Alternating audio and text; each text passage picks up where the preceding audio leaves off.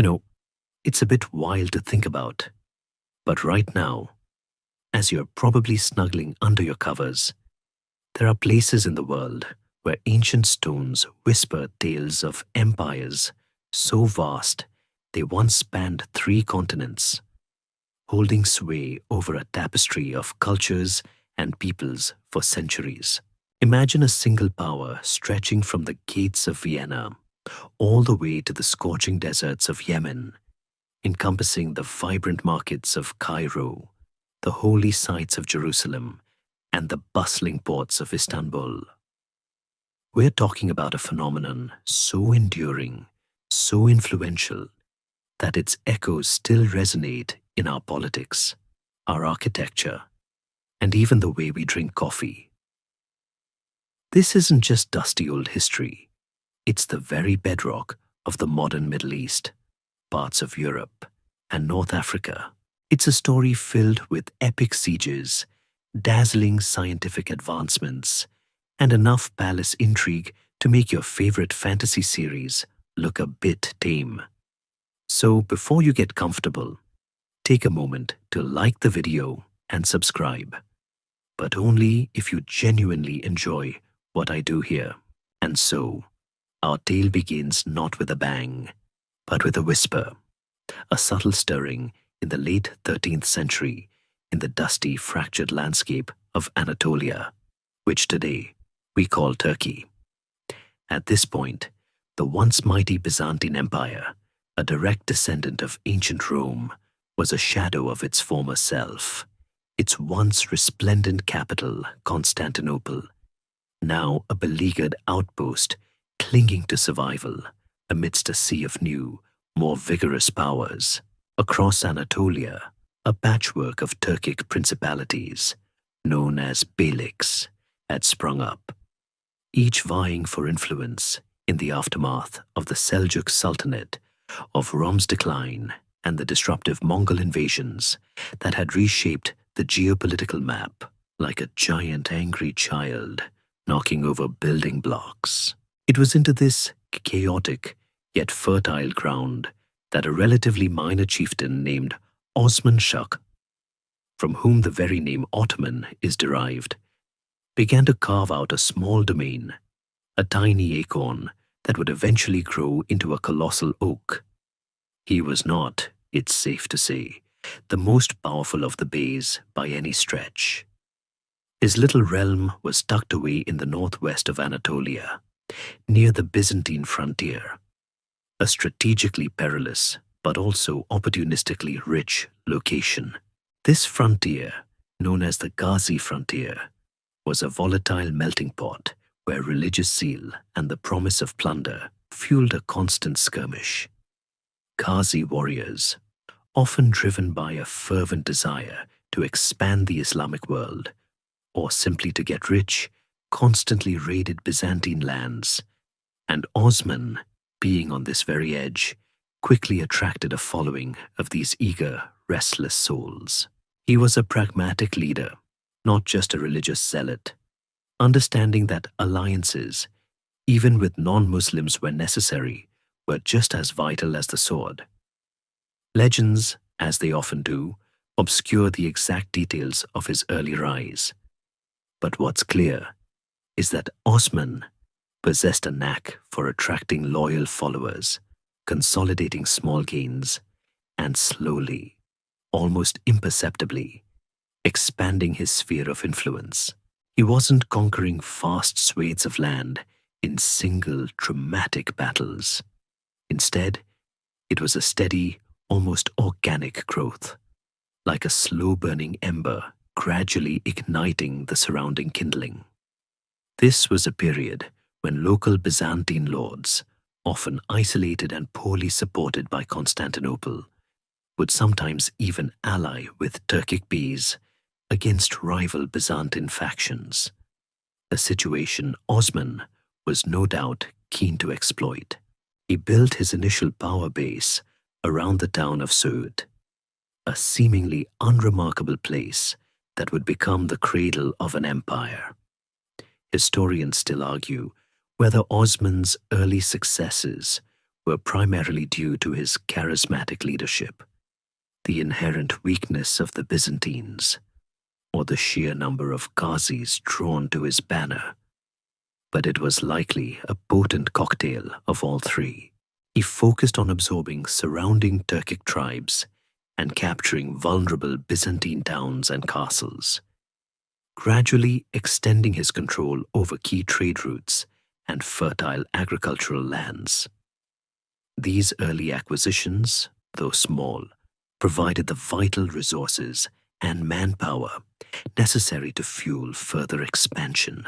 Unlike some of his more aggressive Bey neighbors, who often clashed amongst themselves, Osman seems to have possessed a shrewd, long-term vision, patiently building his strength rather than engaging in suicidal, glory-seeking battles. It was less about lightning strikes and more about persistent strategic encroachment, like water slowly eroding rock. His followers, seeing his measured success, became increasingly devoted, forming the very core of what would become the Ottoman military and administrative structure. The Byzantine Empire, meanwhile, was too distracted by its own internal squabbles and external threats from the West to fully grasp the growing danger on its eastern flank. They saw Osman's Beylik as just another nuisance, one of many, perhaps even a potential ally against other Turkic groups, failing to recognize the unique resilience and ambition brewing within this particular frontier state. This underestimation was a costly mistake, for while the Byzantines focused on their naval battles with Venice or Genoa, or dealing with Bulgar incursions, Osman's fledgling state was quietly, steadily gaining strength and cohesion right under their noses. Think of it like a tiny, unassuming spark in a dry forest that no one quite notices, until the whole thing is ablaze. The Ottoman administrative structure, even in its earliest, rudimentary form, allowed for the swift integration of conquered peoples and lands, a flexibility that many older empires lacked. Rather than simply imposing their will, they often incorporated existing systems, albeit with an Ottoman overlay, which made transitions smoother and reduced resistance. This adaptability, even in these nascent stages, set them apart and became a hallmark of their later imperial success, allowing them to absorb new territories and cultures with surprising ease. Osman's legacy, therefore, isn't just about military victories. It's about laying the social and political groundwork for a resilient, adaptable state. He fostered a system where loyalty to the ruling house was paramount and where opportunities for advancement were open, at least initially, to those with talent and bravery, regardless of their background. This meritocratic lean, however limited in its early application, was a powerful draw for ambitious individuals from across the fragmented Anatolian landscape.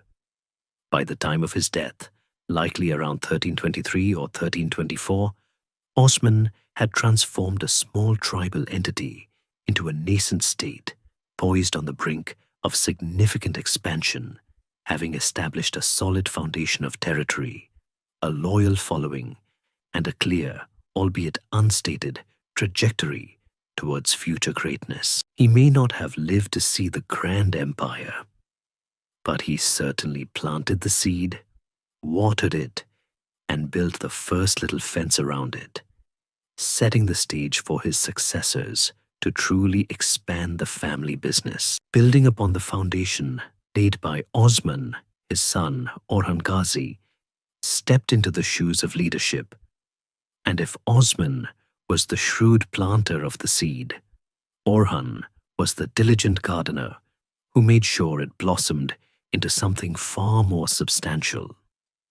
While Osman had patiently accumulated scattered pieces of land, Orhan focused on consolidating these gains, and more importantly, capturing key strategic urban centers from the faltering Byzantines.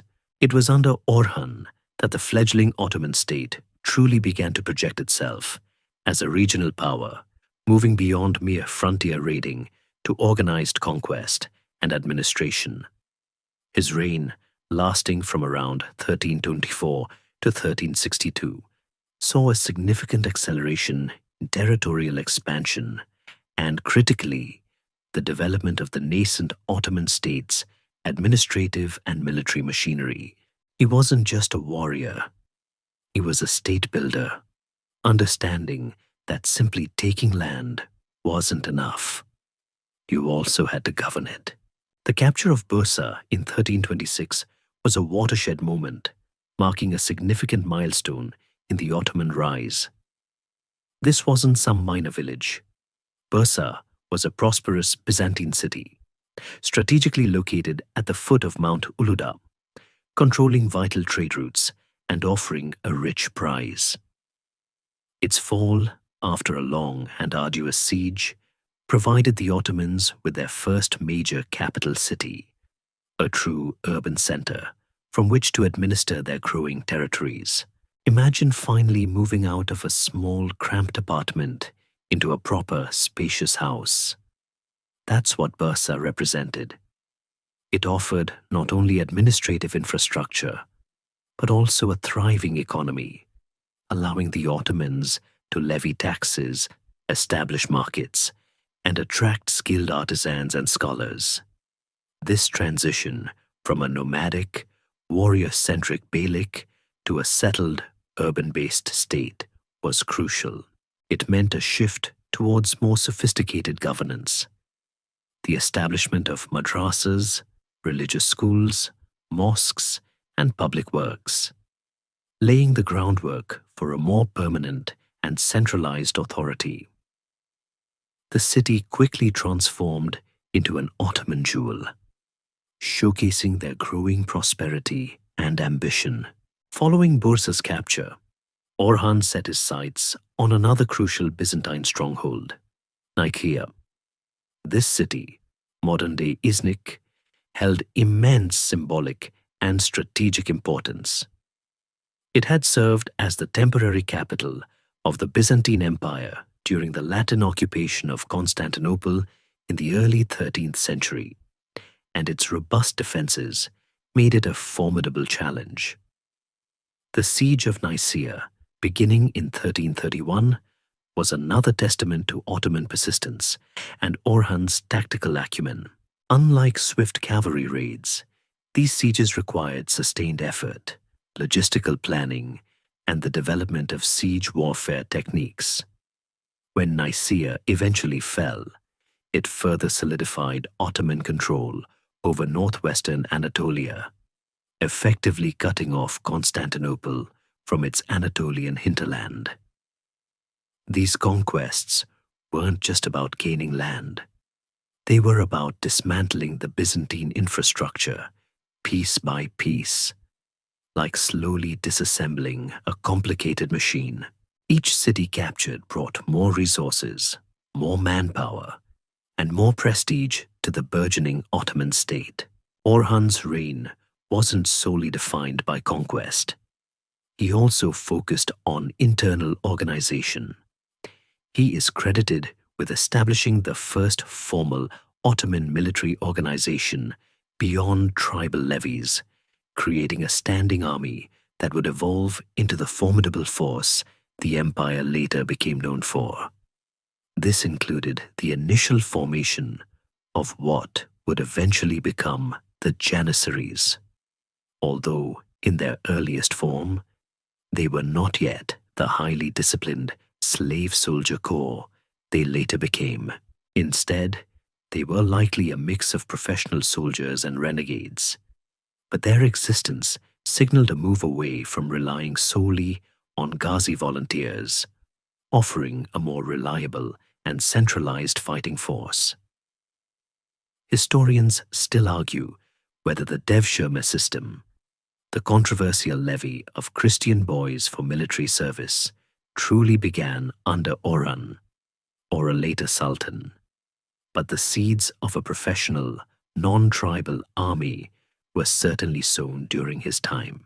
Furthermore, Orhan initiated the construction of public buildings, including mosques, emirets, soup kitchens, and hammams, bathhouses, which not only served the practical needs of the populace, but also visually asserted Ottoman sovereignty and presence in the newly conquered territories. These structures often blended local architectural styles with emerging Ottoman aesthetics, creating a unique visual identity for the growing empire. He also introduced the first formal Ottoman coinage, bearing his name, a tangible symbol of statehood and economic autonomy. This was a clear statement. We are not just raiders. We are here to stay. And we have our own money, thank you very much. Perhaps one of Orhan's most significant, yet often overlooked moves was his strategic marriage to Theodora Cantacuzene, the daughter of the Byzantine Emperor John VI Cantacuzenos. This alliance, forged in 1346, was a shrewd political maneuver, demonstrating Orhan's pragmatic approach to foreign policy. It provided the Ottomans with valuable insights into Byzantine internal affairs and, crucially, allowed them to intervene in Byzantine civil wars, often on the side of John VI. This intervention, while seemingly aiding one faction, strategically weakened the Byzantine Empire as a whole, creating further opportunities for Ottoman expansion and influence.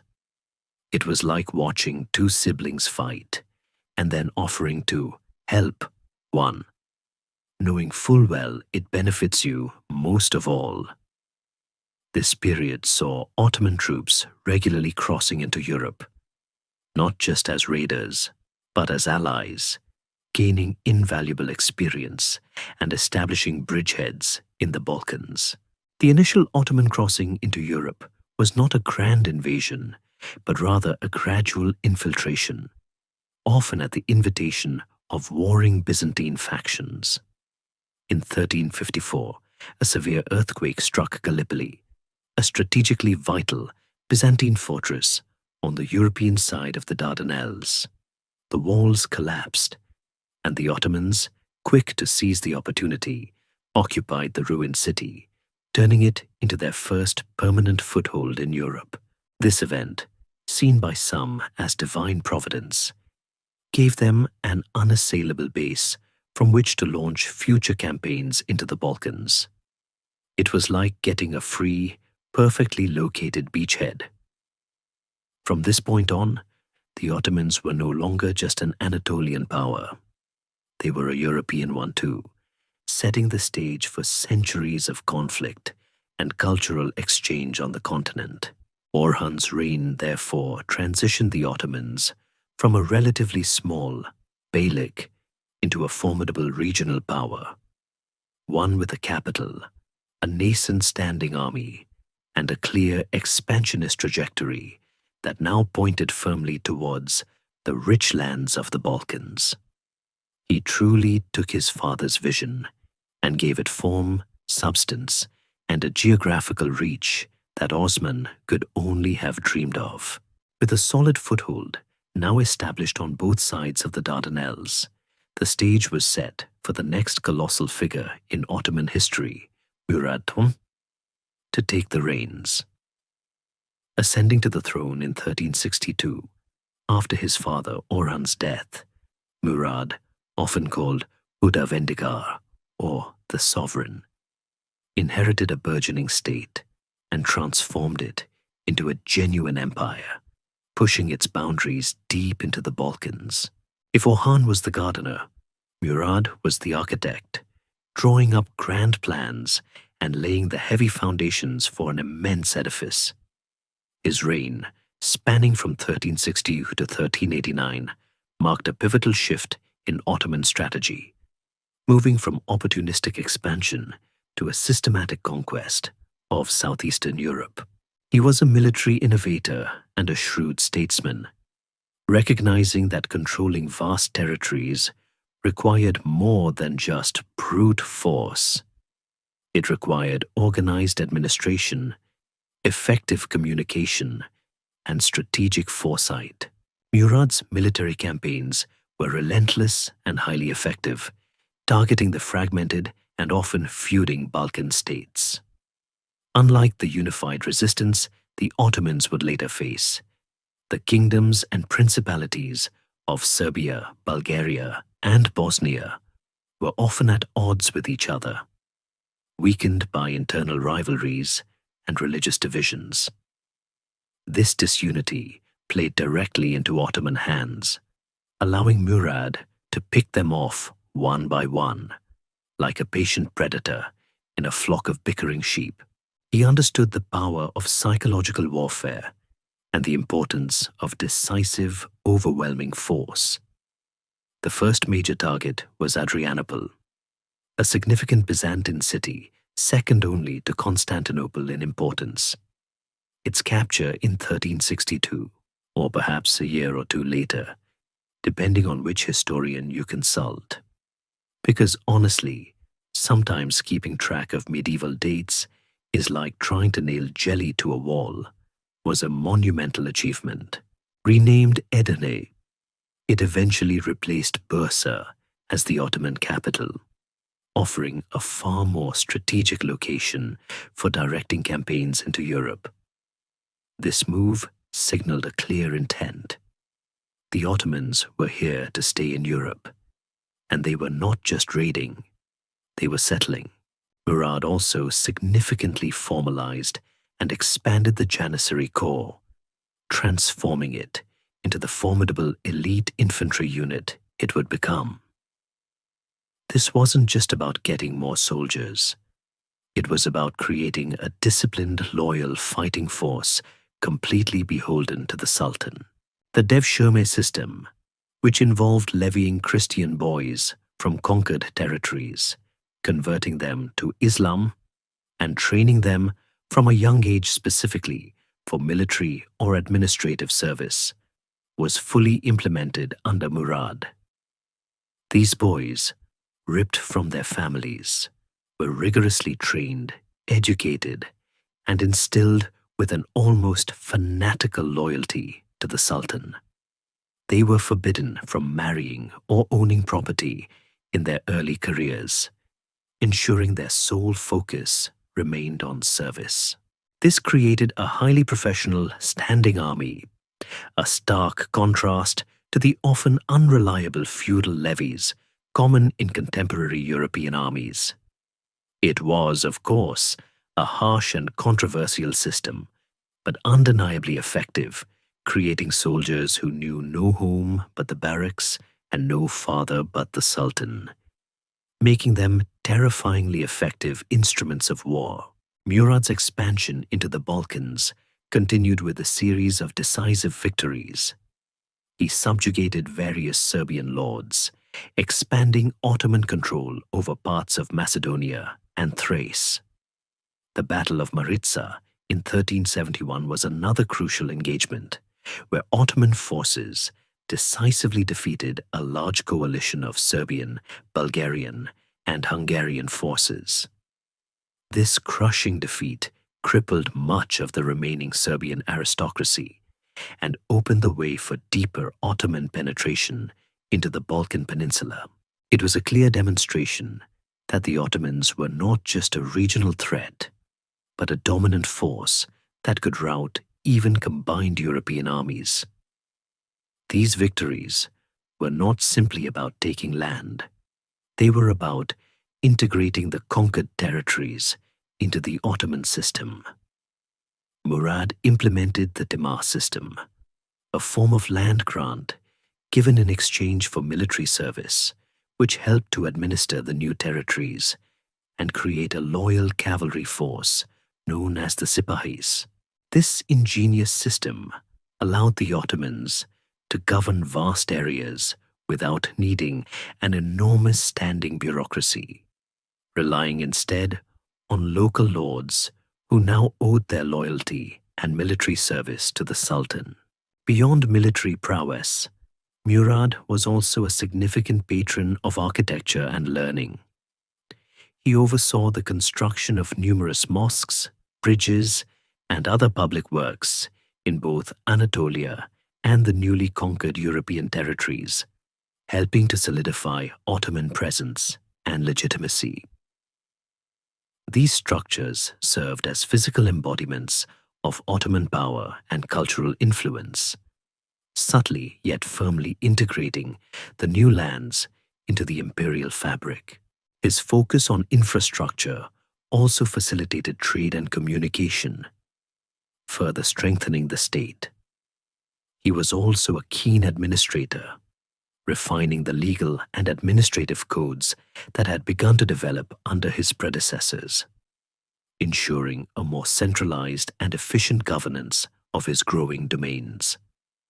It's during his reign that the foundations of the classical Ottoman state apparatus truly began to coalesce, moving beyond ad hoc arrangements to a more structured and coherent system. Murad's diplomatic efforts were equally important. He skillfully played various European powers against each other, often exploiting their rivalries to his advantage.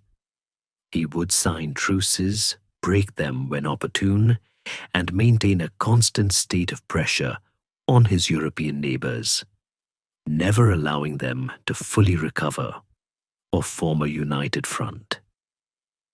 He was, in essence, a master chess player, always thinking several moves ahead on the geopolitical board. While his military might was undeniable, his political cunning was equally instrumental in the rapid expansion of the empire. He wasn't just swinging a sword. He was also weaving a complex web of alliances and betrayals. The sheer extent of his conquests meant that by the end of his reign, the Ottoman Empire had transformed from a regional Anatolian power into a formidable transcontinental force, a dominant player on the European stage, whose shadow now loomed large over the remaining Christian states of the Balkans. He truly cemented the empire's European identity, ensuring that its future would be inextricably linked with the continent. The stage was now perfectly set for the culmination of Murad I's grand designs, a moment that would forever etch his name into the annals of history and send ripples of fear and awe across Europe. The Battle of Kosovo in 1389. This wasn't just another skirmish. It was a clash of titans, a defining moment that would solidify Ottoman dominance in the Balkans and tragically cost Murad his life. He wasn't just a conqueror. He was a leader who led from the front, even if that front proved to be his undoing.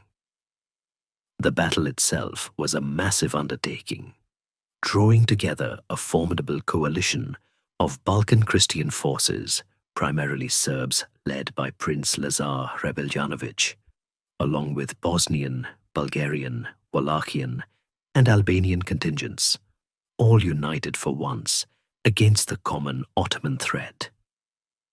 They recognized that this was likely their last stand, their final chance to push back the tide. The plain of Kosovo, a vast open expanse, became the theater for this epic confrontation. Imagine the scene.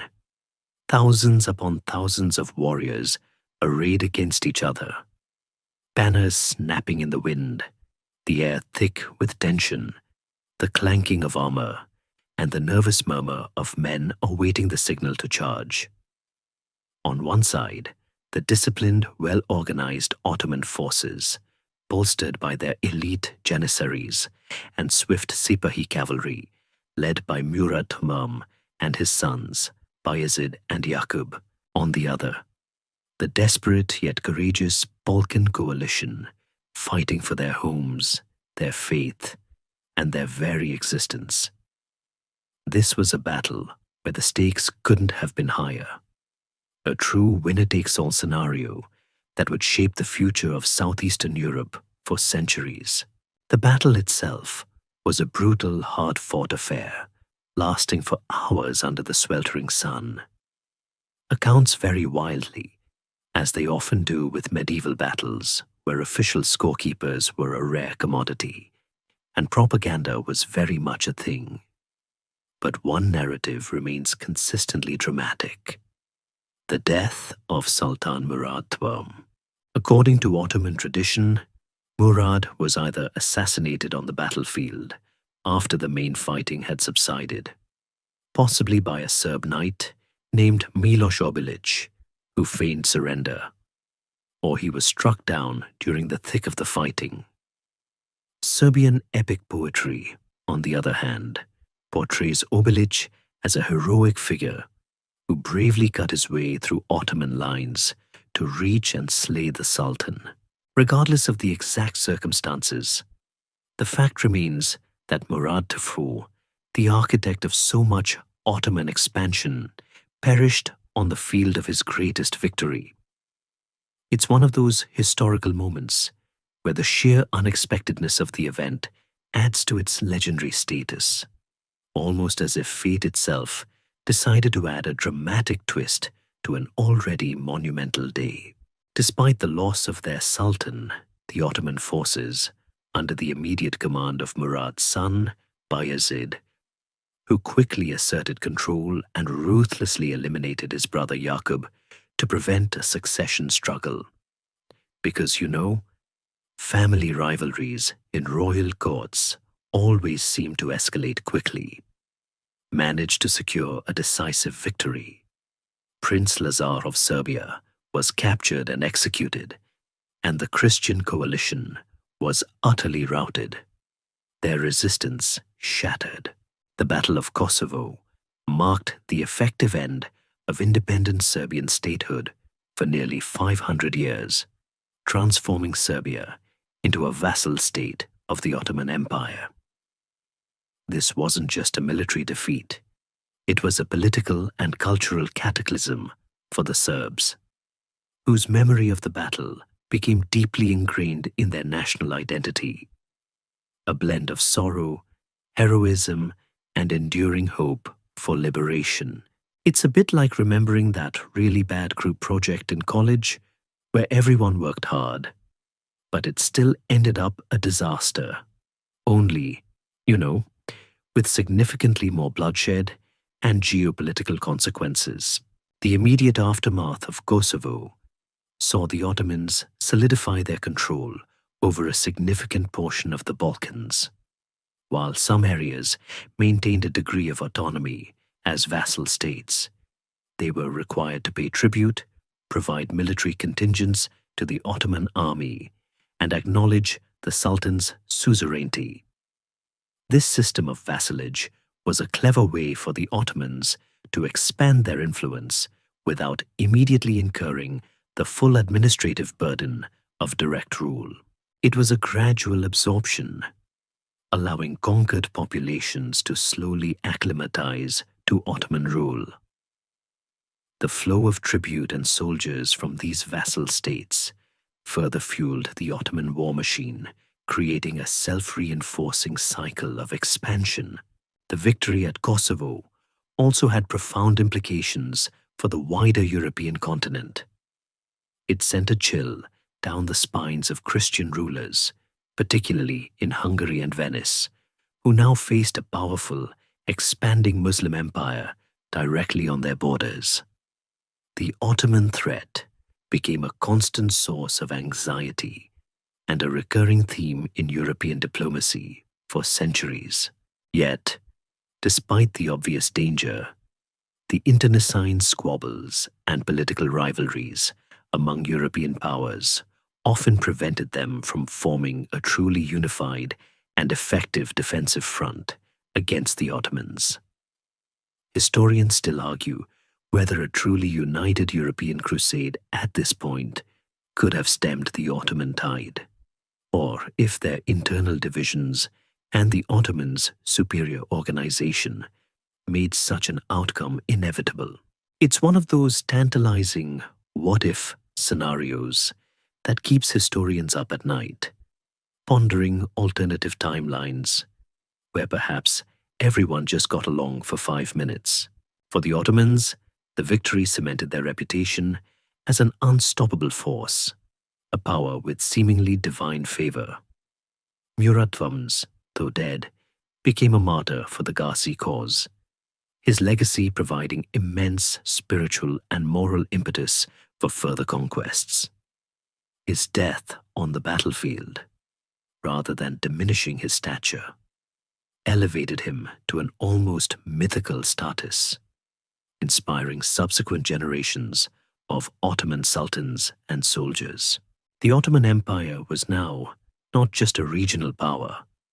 It was a transcontinental empire straddling Europe and Asia, and its trajectory was unmistakably upwards. The stage was now set for the next chapter, under the swift and often ruthless leadership of Bayezid I, the new sultan who had witnessed his father's death and cemented his own power in the crucible of Kosovo. With the dust of Kosovo still settling and the echoes of his father's tragic death fresh in his mind, Bayezid I ascended to the Ottoman throne, known as Yildirim, the Thunderbolt, due to the incredible speed of his campaigns and his decisive, almost impulsive nature. Bayezid's reign, 1389 to 1402, marked a period of furious expansion and dramatic consolidation, pushing the empire's boundaries to their furthest extent before a cataclysmic encounter with a new, equally terrifying force. If Murad was the steady architect, Bayezid was the express train, roaring down the tracks, steam billowing, determined to reach his destination at breakneck speed, come what may. He was a man of immense energy and ambition, seemingly always on the move, always campaigning, and always looking for the next territory to add to his burgeoning empire. Bayezid's immediate priority was to consolidate Ottoman control over the Balkans, a task he pursued with characteristic vigor. He quickly forced the remaining independent Bulgarian principalities into submission, making Bulgaria a fully integrated Ottoman province. He then turned his attention to Wallachia and parts of Greece, pushing deeper into the Peloponnese. His strategy was often direct military conquest, followed by the imposition of a vassalage system or direct rule, depending on the strategic importance and resistance encountered. He wasn't one for lengthy diplomatic niceties. He preferred to let his army do the talking. The rapid pace of his campaigns instilled widespread fear among the remaining Christian states, leading some to voluntarily submit to Ottoman suzerainty, recognizing the futility of resistance against such a relentless foe. It was like watching a really fast, really big storm cloud heading your way. Sometimes, it's just smarter to batten down the hatches and hope for the best. His aggressive expansion in the Balkans naturally alarmed the rest of Christian Europe, particularly Hungary, which now found itself directly confronting the Ottoman juggernaut. This mounting concern culminated in the Crusade of Nicopolis in 1396, a massive, albeit ill-fated attempt by a pan-European army, primarily composed of French, Hungarian, and Wallachian forces, to push the Ottomans back. Led by King Sigismund of Hungary and John the Fearless of Burgundy, this crusade was seen as the definitive stand against the Ottoman threat, a chance to reclaim lost territories and restore Christian dominance in the Balkans. It was essentially Europe's grand Operation Regain Control. However, the Battle of Nicopolis proved to be a resounding disaster for the Crusaders. Bayezid, alerted to their advance, swiftly moved his forces, catching the overconfident and often undisciplined Crusader army unprepared. The French knights, eager for glory, charged prematurely without coordinating with the Hungarian main force, allowing the Ottomans to encircle and annihilate them. The defeat was crushing.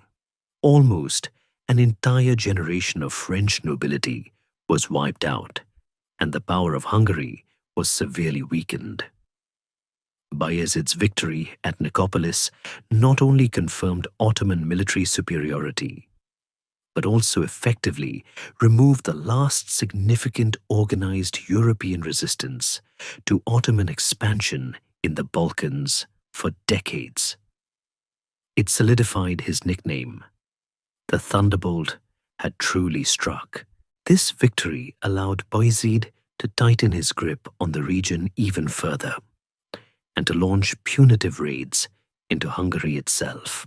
With the Balkans largely subdued, Bayezid then turned his attention eastward, where he began to aggressively absorb other Turkic beyliks in Anatolia.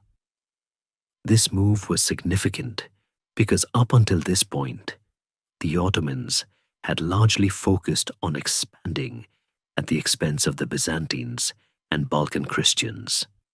Now, Bayezid was challenging fellow Turkic rulers, centralizing power, and laying claim to the legacy of the Seljuk Sultanate. This ambition, however, would prove to be his undoing, as it brought him into direct conflict with a force far more formidable than any he had yet encountered: Timur, also known as Tamerlane. Timur, a Turco-Mongol conqueror of immense military genius, was in the process of building his own vast empire, stretching from Central Asia across Persia and into India. His vision clashed directly with Bayezid's burgeoning Anatolian dominance.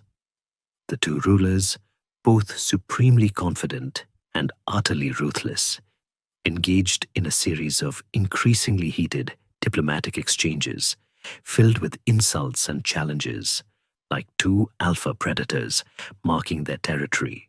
Bayezid, perhaps blinded by his rapid successes and inflated by his victory at Nicopolis, underestimated the sheer power and strategic brilliance of Timur. He had, after all, never truly faced a peer in military might. Historians still debate whether Bayezid's arrogant disregard for Timur was a fatal flaw, or if the clash was simply an inevitable collision between two expanding empires. But it certainly didn't help that he kept sending sassy letters. The confrontation culminated in the catastrophic Battle of Ankara in 1402. This was not just a battle. It was an imperial showdown, a clash of two very different but equally devastating military machines. Timur, employing his vast numerical superiority and masterful tactical genius, outmaneuvered and decisively defeated the Ottoman army. Crucially, many of the Turkic Sipahis, who had recently been incorporated into Bayezid's army from the beyliks Bayezid had conquered, defected to Timur's side during the battle, seeing him as a fellow Turkic ruler rather than their new Ottoman overlord. This mass defection was a crippling blow to Bayezid's forces and a testament to Timur's cunning in exploiting internal Ottoman divisions. The defeat was absolute and devastating. Bayezid I himself was captured, the only Ottoman sultan in history to suffer such a fate. He was paraded in a cage by Timur, a humiliating spectacle that symbolized the utter collapse of his power. The once feared thunderbolt was now a captive, his grand ambitions shattered. Bayezid died in captivity a few months later, broken and humiliated. The Battle of Ankara reversed decades of Ottoman expansion, leading to the re-establishment of the Anatolian beyliks that Bayezid had so painstakingly absorbed, and plunging the empire into a period of chaos known as the Ottoman Interregnum. It was as if someone had hit the reset button on the Ottoman Empire, and suddenly all the progress made by Osman Orhan and Murad, consolidated so furiously by Bayezid, seemed to unravel in a single terrible day. The empire was not destroyed, but it was certainly knocked back to square one, or perhaps even further back, facing an existential crisis. The catastrophic defeat at Ankara and the ignominious capture and death of Bayezid I plunged the Ottoman state into its darkest and most perilous period, a tumultuous era known as the Ottoman Interregnum. This wasn't just a hiccup in imperial expansion. It was a near-death experience, a brutal 11-year civil war, 1402-1413, where four of Bayezid's sons, Isa, Musa, Suleiman, and Mehmed, tore the empire apart in a desperate, often bloody, struggle for the Sultanate. Imagine the most dysfunctional family reunion you can picture. Then add armies, assassinations, and entire provinces switching allegiances, and you're getting close to the chaotic reality of this period. The carefully constructed edifice of Ottoman power, so swiftly built by the preceding sultans, now seemed to crumble under the weight of internecine conflict. Timur, the conqueror who had dealt the devastating blow, had no intention of fully occupying Anatolia or extinguishing the Ottoman state entirely. His aim was to dismantle a rival power and reassert his own suzerainty over the region, perhaps even preferring a weakened, fractured Ottoman realm as a buffer. After his victory, he re-established the various Anatolian beyliks that Bayezid had previously conquered, effectively undoing decades of Ottoman centralization in Asia Minor. This strategic move ensured that the Ottoman heartland was fragmented, preventing any immediate resurgence.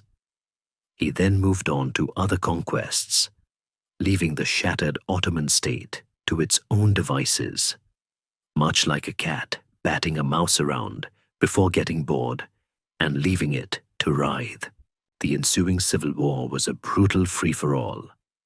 Each of Bayezid's sons, known as the Shehzades, established their own power bases and vied for control, forming shifting alliances with Byzantine emperors, European powers, and the re-emerging Anatolian beyliks.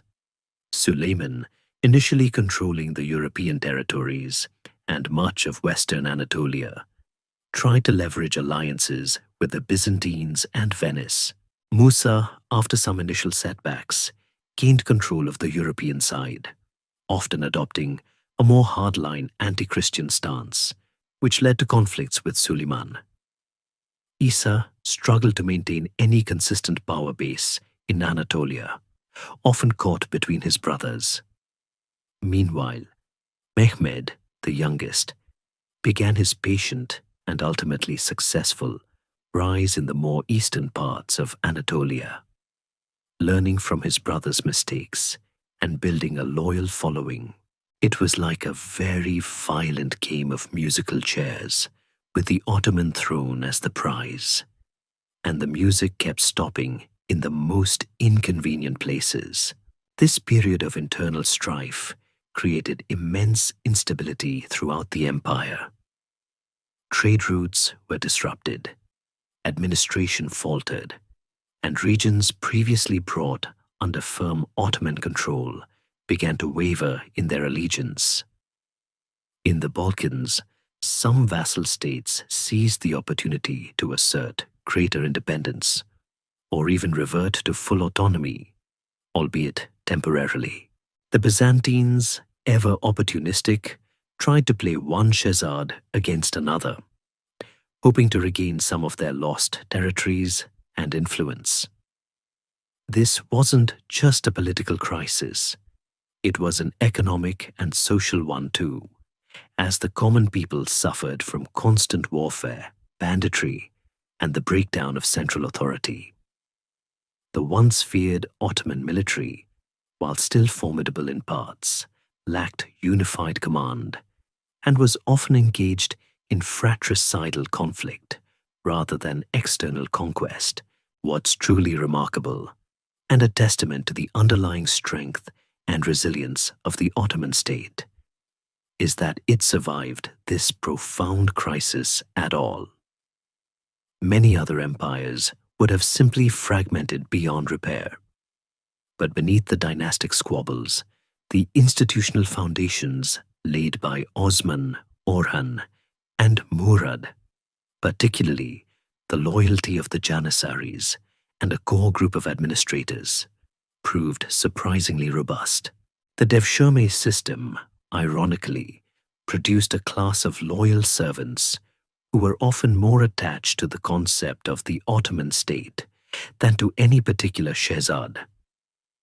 The bureaucracy, though strained, did not completely collapse, and the Taima system, while disrupted, still provided a framework for local governance and military mobilization. Ultimately, it was Mehmed Çelebi, known later as Mehmed I, who emerged victorious from this brutal fraternal struggle.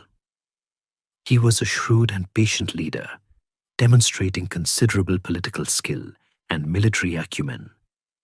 He first secured his position in Anatolia, building alliances and systematically eliminating his brothers. His most significant victory came in 1413 against his brother Musa, who had established a strong power base in Rumelia, the European part of the empire, and was proving to be a formidable opponent. Mehmed's victory over Musa, often with the support of Byzantine and Serbian allies, who preferred his more conciliatory approach to Musa's aggression, brought the long and destructive interregnum to an end. He had, quite literally, put the empire back together, piece by agonizing piece, gluing the shattered fragments with his own sweat and blood. The survival of the Ottoman Empire during the interregnum is a mainstream historical fact that underlines its inherent institutional strength, despite dynastic weaknesses. The ability of the state to endure such a severe test, to pull itself back from the brink of total dissolution, speaks volumes about the administrative structures and loyalties that had already been forged. It proved that the Ottoman enterprise was more than just the personal ambition of a single sultan. It had developed into a cohesive, albeit temporarily fractured entity with deep roots. When Mehmed I finally consolidated power, he inherited a deeply scarred but surprisingly resilient empire, ready for the painstaking process of reconstruction and re-expansion. The experience of the interregnum, however, undoubtedly left an indelible mark on the Ottoman psyche, underscoring the vital importance of a clear and undisputed succession to the throne, a lesson that would echo through future centuries of Ottoman rule. Emerging from the crucible of the interregnum, Mehmed the Firm, often referred to as the restorer of the Ottoman Empire, faced the monumental task of stitching back together a realm torn apart by civil war and external pressures. His reign from 1413 to 1421 was less about dramatic new conquests and more about patient, methodical consolidation, rebuilding the shattered administrative framework and reasserting Ottoman authority over territories that had either broken away or become semi-independent during the chaos. If the previous period was a demolition derby, Mehmed's job was to operate the very large, very slow crane, carefully picking up the pieces and putting them back in place. He was not the thunderbolt, but rather the meticulous craftsman, quietly and steadily repairing the damage. The immediate aftermath of the interregnum saw a landscape of fragmentation. Many of the Anatolian beyliks that Bayezid I had forcefully absorbed had re-established their independence, and in the Balkans, some vassal states were testing the limits of their allegiance to the weakened Ottoman center. Mehmed understood that before any grand new campaigns could be contemplated, internal stability and centralized control had to be firmly re-established. This meant a delicate balance of diplomacy, coercion, and, when necessary, military force. He began by reasserting his authority over the Anatolian beyliks, patiently but firmly, bringing them back into the fold, often through a combination of military pressure and strategic alliances with those less willing to resist. He was keen to avoid another devastating war that would further exhaust his already strained resources. One of Mehmed's critical challenges was dealing with the persistent threat of rival claimants and internal rebellions. The embers of civil war still flickered, and ambitious figures, sometimes supported by external powers, tried to exploit any perceived weakness. Perhaps the most notable of these was the rebellion led by Sheikh Bedreddin, a charismatic scholar and mystic who preached a utopian vision of interreligious harmony and social equality. His movement, attracting a significant following among dispossessed peasants, dervishes, and even some Ottoman soldiers, posed a serious ideological and social threat to the newly restored order. This wasn't just a challenge to Mehmed's rule, it was a challenge to the very social fabric of the empire. Mehmed eventually had to suppress this rebellion with considerable force, highlighting the deep-seated societal unrest that the interregnum had unearthed. It's a reminder that even when things seem to be settling, there's always someone with a radical new idea ready to stir the pot. Usually at the most inconvenient time. In the Balkans, Mehmed adopted a more cautious approach compared to his predecessors. He largely focused on consolidating the gains made before Ankara, rather than embarking on ambitious new conquests. He re-established Ottoman suzerainty over most of the vassal states, often through shrewd diplomacy and treaties that offered them a degree of internal autonomy in exchange for tribute and military service. This pragmatic approach helped to stabilize the European frontier and prevented the formation of new, large-scale European coalitions against the Ottomans, giving the empire much-needed breathing room to recover. He understood that a gradual approach was better than overextending a still fragile state.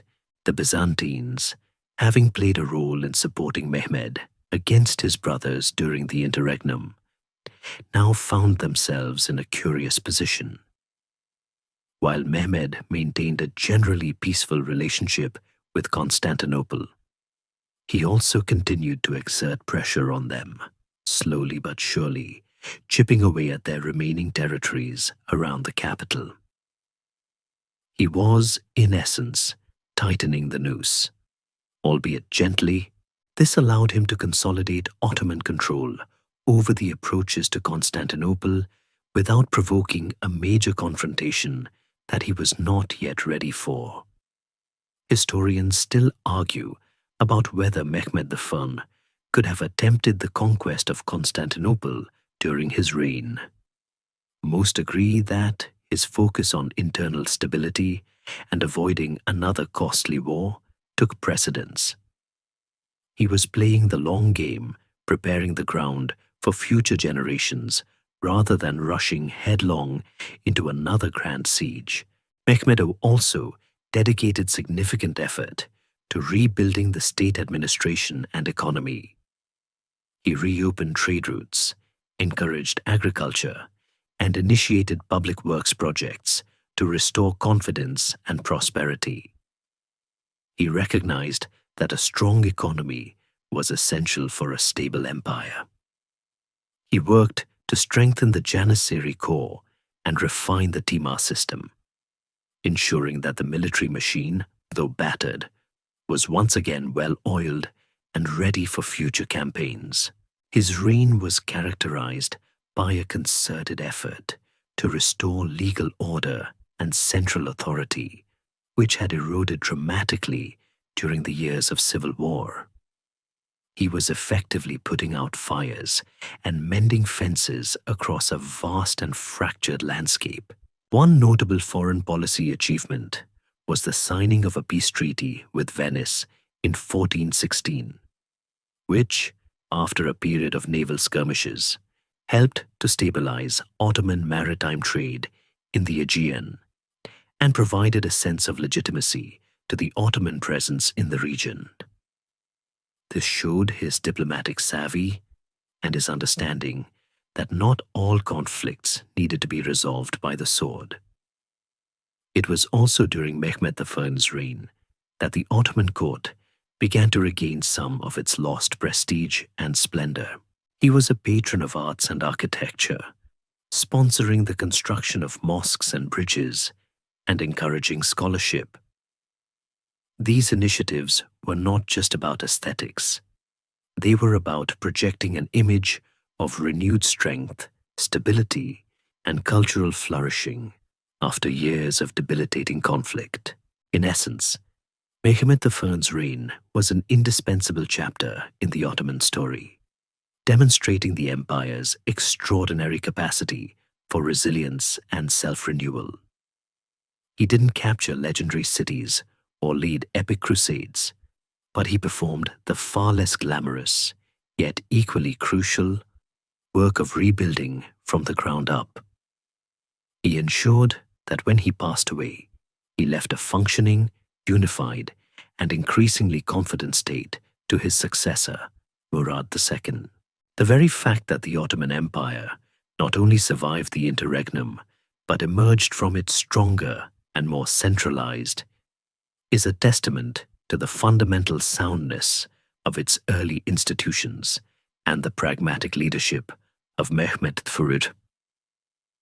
He took a broken kingdom and with steady hands put it back on the path to becoming a world-spanning power once more. Upon the death of Mehmed I in 1421, his son, Murad II, inherited an empire that, while patched up, still bore the scars of the interregnum and faced numerous challenges, both internal and external.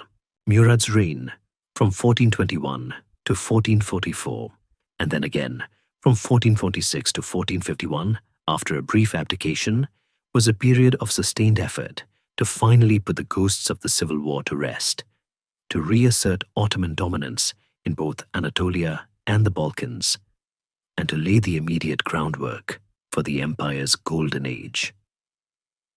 If Mehmed I was the careful restorer, Murad II was the patient rebuilder, adding strength and grandeur to the foundations, all while fending off constant threats from all sides. He possessed a shrewd combination of military prowess and diplomatic subtlety, understanding when to strike hard and when to make a tactical retreat. One of Murad's immediate challenges was, inevitably, dealing with rival claimants to the throne, often supported by external powers eager to destabilize the Ottoman state. The most significant of these was the rebellion of Mustafa Çelebi, an alleged brother of Mehmed I, who had gained support from the Byzantine emperor and some disgruntled Ottoman factions. This false Mustafa, as he was sometimes called, launched a serious challenge to Murad's rule, even managing to capture parts of Rumelia. Murad, however, demonstrated his military competence and political resolve by decisively defeating Mustafa, ending this lingering threat to dynastic unity. This crushing of the last major pretender helped to solidify the principle of singular rule and prevent a recurrence of the interregnum's chaos. It was a clear message to anyone thinking of challenging the Sultan: don't. With internal stability largely secured, Murad turned his formidable attention to re-establishing Ottoman supremacy in the Balkans. He faced a particularly tenacious opponent in the Hungarian general John Hunyadi, a brilliant military tactician who consistently rallied Christian forces against the advancing Ottomans. The conflicts between Murad and Hunyadi were a relentless series of battles, sieges, and campaigns, a true test of strength and endurance for both sides. Murad laid siege to Thessalonica, a major Byzantine port city, eventually capturing it in 1430. This conquest was significant, providing the Ottomans with another major Mediterranean port and further extending their control over the Aegean. However, Murad also faced setbacks. Hunyadi's forces inflicted several defeats on the Ottomans, culminating in the Battle of Nis in 1443 and the subsequent Long Campaign, which saw Christian forces push deep into Ottoman territory in the Balkans. These defeats forced Murad to consider a temporary truce, demonstrating his pragmatic willingness to negotiate when circumstances demanded it. It was a strategic retreat, not a surrender, a moment to regroup and reevaluate. This led to the Peace of Szeged in 1444, a treaty that temporarily conceded some territories and recognized Hungarian influence in certain areas of the Balkans. Many in Europe saw this as a sign of Ottoman weakness, a rare moment where they seemed to be on the back foot. This period also saw one of the most intriguing episodes in Murad's life, his abdication in 1444. Exhausted by constant warfare, and perhaps hoping for a quieter life, Murad controversially handed the throne over to his young son, Mehmed II, who would later become the Conqueror. This decision, unprecedented in Ottoman history, immediately backfired.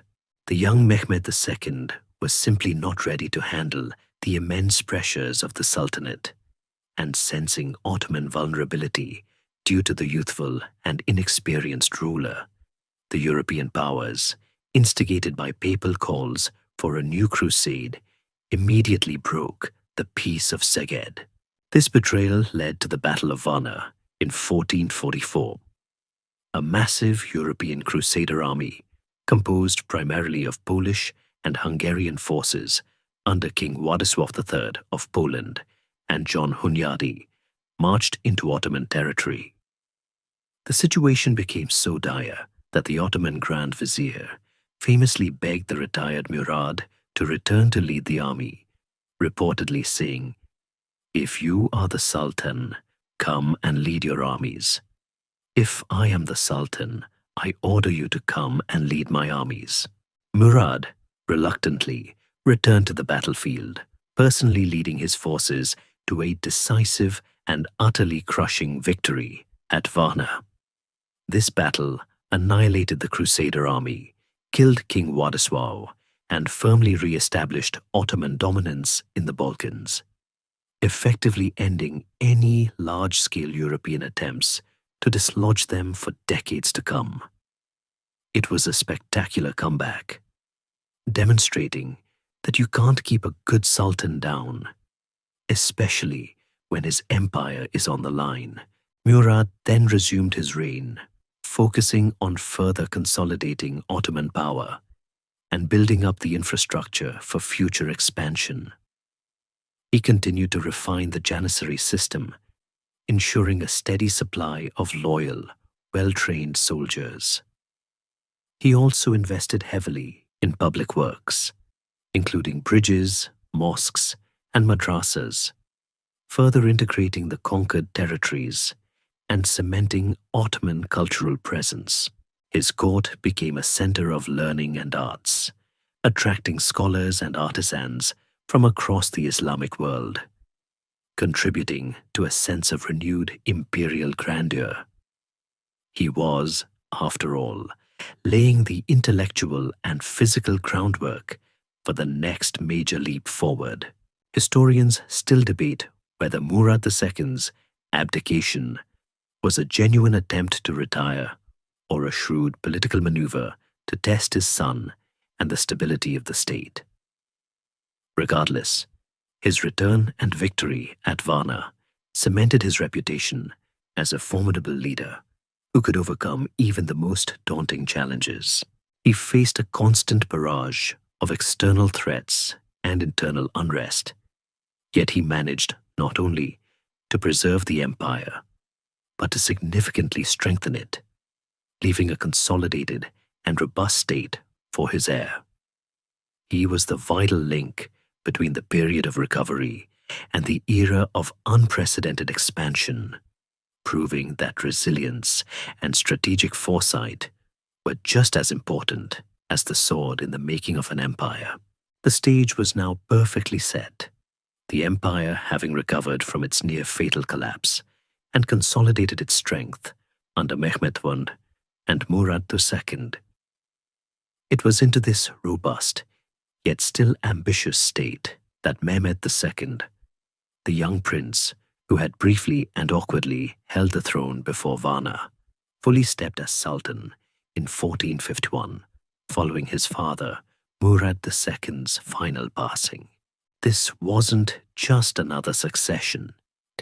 It was the dawn of an era that would redefine the Ottoman Empire and reshape the geopolitical map of the world. Mehmed II, later to be known as Fatih or the Conqueror, was a man of extraordinary intellect, ruthless determination, and an almost obsessive focus on one singular monumental objective: the fall of Constantinople. He had, after all, been humiliated by his earlier brief reign and was eager to prove his mettle. Constantinople, the venerable capital of the Byzantine Empire, had stood as a beacon of Roman and Christian civilization for over 1,000 years. Its strategic location, commanding the Bosporus Strait, and thus the gateway between the Black Sea and the Mediterranean, made it a prize beyond measure, a glittering jewel that had eluded every previous Ottoman attempt. For the Ottomans, it was more than just a city. It was a symbol. Its conquest would not only provide a new, more magnificent capital, but also symbolize the ultimate triumph of Islam over Byzantium, fulfilling ancient prophecies and cementing Ottoman legitimacy as the inheritors of Roman imperial glory. For Mehmed, it was a personal quest, a destiny he felt compelled to fulfill. He had been tutored extensively in various sciences, languages, and military strategies, preparing him for this very moment. Mehmed wasted no time. Almost immediately upon his ascension, he began meticulous preparations for the siege, demonstrating a level of foresight and logistical genius rarely seen in his era. He was a micromanager in the best possible sense, overseeing every detail. His first critical move was to construct the formidable Rumeli fortress on the European side of the Bosporus, directly opposite an existing Ottoman fortress, Anadolu Hisarı, built by his great-grandfather, Bayezid I. This new fortress, erected with astonishing speed in just 4 months, effectively cut off Constantinople from the Black Sea, preventing any relief or supply ships from reaching the city through that vital road.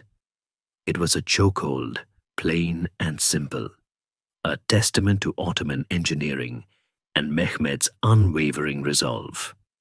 Imagine building a massive, impenetrable gate across a critical waterway, practically overnight. The siege of Constantinople began in April 1453. The city's defenses were legendary, massive triple-layered walls that had repelled countless invaders for centuries.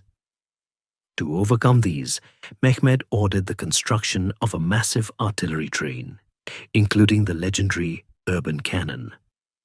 a gigantic bombarding cannon cast by a Hungarian engineer named Urban, who had first offered his services to the Byzantines, only to be rejected due to lack of funds. This monstrous cannon, capable of firing stone balls weighing hundreds of kilograms, was a marvel of its time. Though prone to cracking and requiring immense effort to move and reload, it was effectively the superweapon of its day, designed to batter down walls that had seemed impregnable. The siege was an epic struggle. The Byzantines, led by their last emperor, Constantine the Palaiologos, fought with desperate bravery, outnumbered and outgunned, but determined to defend their sacred city. The defenders, a mix of Greeks, Venetians, Genoese, and a handful of other volunteers, faced relentless Ottoman assaults by land and sea. Mehmed employed every tactic imaginable: incessant cannon fire, sapping tunnels dug under the walls, and repeated infantry assaults against the formidable fortifications. He even famously bypassed the great chain blocking the Golden Horn, Constantinople's natural harbor, by dragging his ships overland on greased logs from the Bosporus to the Golden Horn, a feat of engineering and audacity that shocked the defenders and essentially rendered their naval defenses obsolete. It was a move that modern strategists still marvel at. A true thinking outside the box moment that turned the tide of the naval engagement. Despite their ingenuity and tenacity, the Byzantine defenses slowly crumbled under the relentless Ottoman onslaught. The final assault came on May 29th, 1453. After weeks of continuous bombardment and failed attempts, the Ottomans launched a massive coordinated attack. Waves of irregular troops, followed by elite Janissaries, surged against the breaches in the walls. Emperor Constantine V is said to have fought bravely until the very end, dying in the defense of his city, his body never definitively recovered. The city fell, marking not just the end of an empire, but the symbolic end of the Roman Empire itself, nearly a millennium after the fall of its Western counterpart. The fall of Constantinople sent shockwaves across Europe. It was a moment of profound psychological and political significance, signaling the definitive shift in power dynamics from the Christian West to the Islamic East. For the Ottomans, it was the crowning achievement, instantly elevating Mehmed II to legendary status and solidifying the empire's transcontinental identity. The city, soon to be renamed Istanbul, became the magnificent new capital of the Ottoman Empire, a vibrant hub of trade, culture, and power. Historians still argue about the long-term impact of the fall of Constantinople on European exploration and the Renaissance, with some suggesting it pushed Europeans to seek new trade routes to the east, leading to the Age of Discovery. It's a popular scholarly debate that asks whether Columbus's voyage was indirectly inspired by Mehmed's big win. The immediate aftermath saw some looting and destruction, but Mehmed II quickly asserted control, recognizing the immense value of his new capital. He immediately began rebuilding and repopulating the city, encouraging people of all faiths, Muslims, Christians, and Jews, to settle there, transforming it into a cosmopolitan metropolis. The capture of Constantinople was not just a military victory, it was a profound statement of imperial ambition, signifying the Ottoman Empire's arrival as a dominant world power, one that had finally laid claim to the legacy of ancient Rome, albeit through a very different lens. With Constantinople firmly in his grasp, now Istanbul, Mehmed II was no longer merely a sultan. He was Fatih, the Conqueror, a title that forever cemented his place in history. His reign, lasting until 1481, transcended mere military victories, evolving into a period of profound transformation for the Ottoman Empire. He wasn't content with just a new capital. He aimed to forge a true empire, not just in territory, but in its very structure, law, and cultural identity. If the earlier sultans were like skilled carpenters, Mehmed was the master architect and interior designer, envisioning and then building the grand mansion that would be the Ottoman Empire for centuries to come. Immediately after the conquest, Mehmed set about repopulating and revitalizing Istanbul. Recognizing the city's strategic importance and symbolic value, he initiated a massive rebuilding program, constructing mosques, madrasas, markets, and public baths. He encouraged migration to the city, offering incentives to people of all backgrounds, whether Muslim, Christian, or Jewish, to settle and contribute to its resurgence. This wasn't just about making the city pretty. It was a deliberate policy to create a vibrant, multi-ethnic, and economically powerful capital worthy of a growing empire. He famously stated, "The city is now mine," and he truly made it his, a testament to his vision of a diverse and thriving imperial center. Beyond urban renewal, Mehmed II was a prodigious lawmaker and administrator. He undertook a sweeping legal reform, codifying the existing Ottoman laws and traditions into a comprehensive legal framework known as the Kanuname-i Ali Osman, or the Laws of the House of Osman. This legal code, meticulously crafted, covered everything from state administration, military organization, and finance to the treatment of non-Muslim subjects. It formalized the devshirme system, regulated the taimar system, and laid down clear principles for justice and governance. This wasn't just some dusty legal tome. It was the operating manual for the entire empire, ensuring consistency, efficiency, and reducing arbitrary rule. It also helped to centralize power firmly in the sultan's hands, diminishing the influence of powerful provincial lords and tribal leaders. Mehmed also restructured the imperial administration, creating a more hierarchical and centralized bureaucracy. The Divan, or Imperial Council, became the central decision-making body, with the Grand Vizier at its head, serving as the Sultan's chief minister.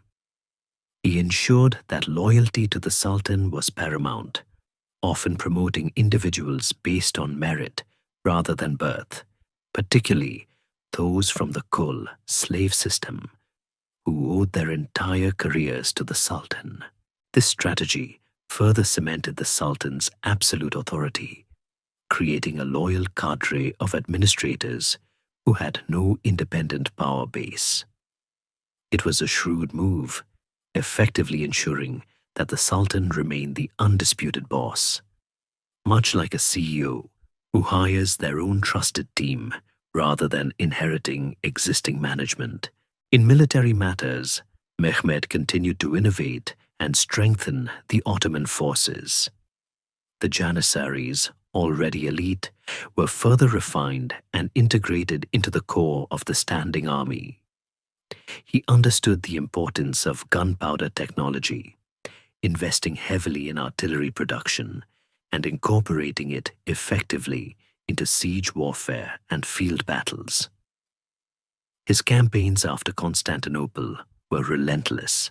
He conquered Serbia, Bosnia, Albania, despite fierce resistance from Skanderbeg, and much of the Peloponnese, systematically bringing the remaining Balkan regions under direct Ottoman rule.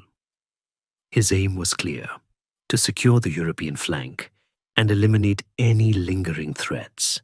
He was, if you will, completing the set. His ambition wasn't limited to land. Mehmed recognized the strategic importance of naval power. He invested significantly in building a strong Ottoman navy, challenging the Venetian maritime dominance in the Aegean and Mediterranean. The long and arduous Ottoman-Venetian War, 1463–1479, was a testament to his determination to control key trade routes and islands.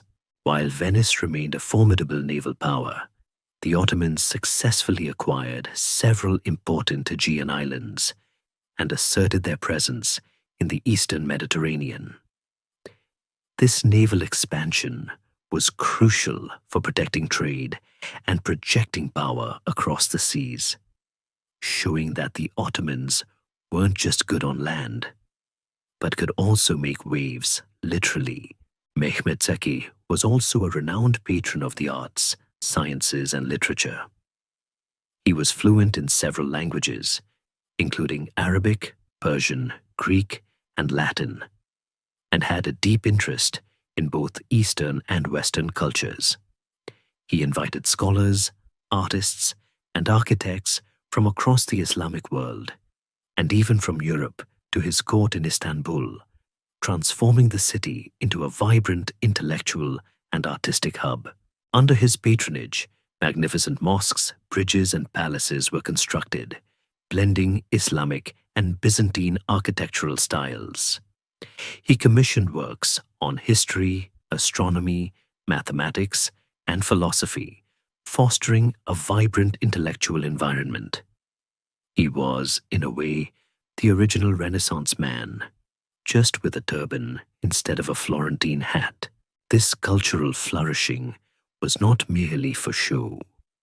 It was a deliberate effort to project the image of a sophisticated, powerful, and enlightened empire, attracting talent and showcasing its newfound imperial grandeur.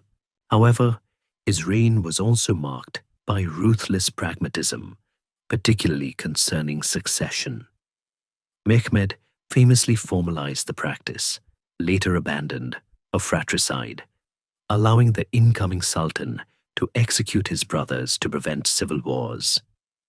This brutal policy, while ensuring a stable succession and preventing another interregnum, underscored the harsh realities of Ottoman power politics and the lengths to which sultans would go to preserve the empire's unity. Historians still argue whether this policy, though barbaric, was a necessary evil for the stability of such a vast and diverse empire, or if it was simply a cruel manifestation of absolute power. It's certainly one of those facts that makes you wince a little when you read about it. By the time of his death in 1481, Mehmed II had transformed the Ottoman Beylik into a formidable empire, one that stretched from the Danube to the Euphrates. He had given it a magnificent capital, a codified legal system, a centralized administration, and a powerful army and navy. His reign truly solidified the foundations of the classical Ottoman Empire, making it a force to be reckoned with on the world stage, an empire that demanded respect and often fear from its neighbors. After the monumental reign of Mehmed the Conqueror, the Ottoman Empire entered a period of consolidation and refinement under his son Bayezid II, 1481–1512, a more scholarly and a less overtly expansionist sultan. However, it was his son Selim Faz, known as Yavuz, or the Grimstern, who would dramatically redirect the empire's focus and fundamentally reshape its territorial boundaries, transforming it into a dominant force in the Middle East. If Mehmed II built a house, Selim I added several vast new wings and perhaps a very serious, unsmiling butler. Selim's reign, though relatively short, 1512 to 1520, was a whirlwind of aggressive campaigns that shifted the Ottoman center of gravity from the Balkans towards the rich, ancient lands of the Arab world. Selim's path to the throne was, frankly, a classic example of Ottoman sibling rivalry. taken to its most brutal extreme. He forcefully deposed his own father, Bayezid II, and then, in a move that would make even Machiavelli blush, systematically eliminated all his brothers and nephews to ensure there would be absolutely no challenge to his rule. This ruthless adherence to the fratricide policy, while shocking, secured his position with an iron fist, leaving no doubt about who was in charge. He was a man who believed in decisive action, whether on the battlefield or in the palace, and he wasn't about to let family sentiment get in the way of imperial stability. With his internal position unassailable, Selim Hwayi turned his attention eastward, where two powerful rivals presented both threats and opportunities. The Safavid Empire in Persia, a Shiite Muslim dynasty, and the Mamluk Sultanate in Egypt and Syria. The conflict with the Safavids was particularly intense, fueled by religious animosity. Ottomans were Sunni, Safavids Shiite, and geopolitical rivalry over Anatolia. The Safavid ruler, Shah Ismail the Firm, was a charismatic figure who actively propagated Shiism and was seen as a dangerous ideological rival. This wasn't just a border dispute. It was a holy war in the making, a clash of theological titans, only with more swords and gunpowder. The decisive confrontation came at the Battle of Chaldiran in 1514.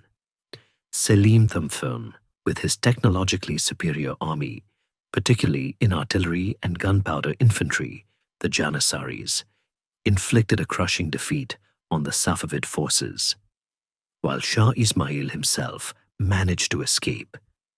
The battle severely weakened the Safavid state, halted its westward expansion, and allowed the Ottomans to annex eastern Anatolia and parts of northern Iraq, including important cities like Diyarbakir. This victory was monumental.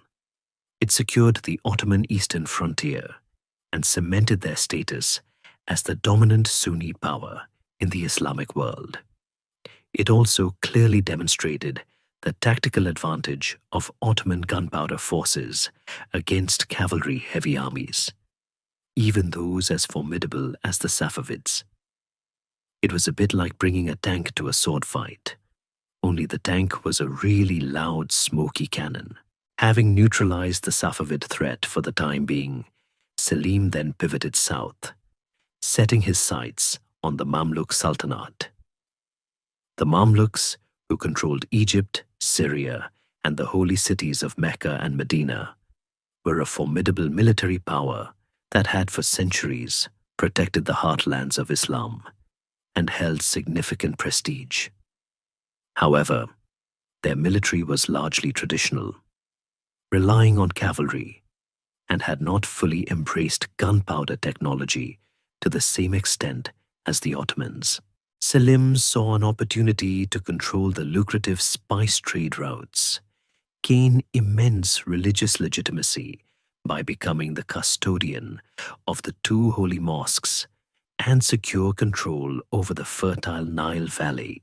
His campaign against the Mamluks was swift and devastating. In 1516, Selim Thambasta decisively defeated the Mamluk army at the Battle of Majdabik in Syria, resulting in the conquest of Syria, Palestine, and parts of the Arabian Peninsula. The Mamluk Sultan, Kansu al-Ghuri, died in the battle, effectively ending Mamluk rule in Syria. Not one to rest on his laurels, Selim pressed on into Egypt. The following year, in 1517, he delivered the final blow at the Battle of Ridania near Cairo, annihilating the remaining Mamluk forces and capturing Cairo. This conquest marked the end of the Mamluk Sultanate and brought Egypt, with its immense wealth and strategic importance, firmly under Ottoman control. The conquest of Egypt was transformative for the Ottoman Empire. It brought vast new resources, including the immense agricultural wealth of the Nile Valley and control over crucial trade routes linking east and west.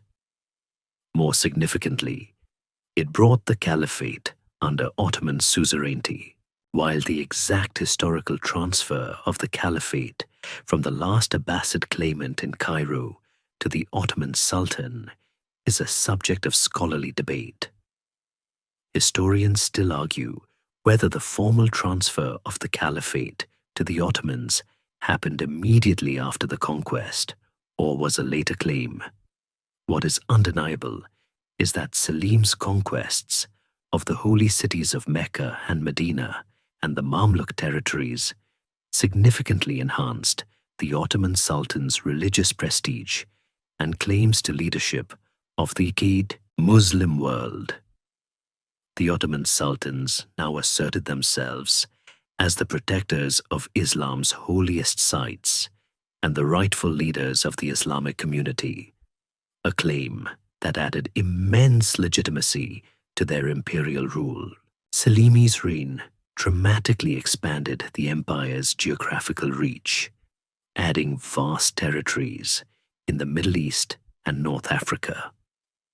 The Ottoman Empire was now not just a power straddling Europe and Asia, but a dominant force in the Arab world, with direct access to the Red Sea and the Indian Ocean. He brought a vast and diverse array of new populations and cultures under Ottoman rule, making the empire even more multi-ethnic and multi-religious. By the time of his death in 1520, after only 8 years on the throne, Selim had bequeathed to his son Suleiman an empire of unparalleled size, wealth, and prestige, setting the stage for its true golden age. He was a stern, uncompromising, and ultimately successful ruler who fundamentally redefined the scope and ambition of the Ottoman project. Following the intense whirlwind conquests of Selim the Ottoman Empire reached its absolute zenith under his son Suleiman I, universally known in the West as Suleiman the Magnificent and in the East as Kanuni, the lawgiver. His reign from 1520 to 1566 was the longest and arguably the most glorious in Ottoman history, a golden age of unparalleled military success, legal reform, cultural flourishing, and administrative sophistication.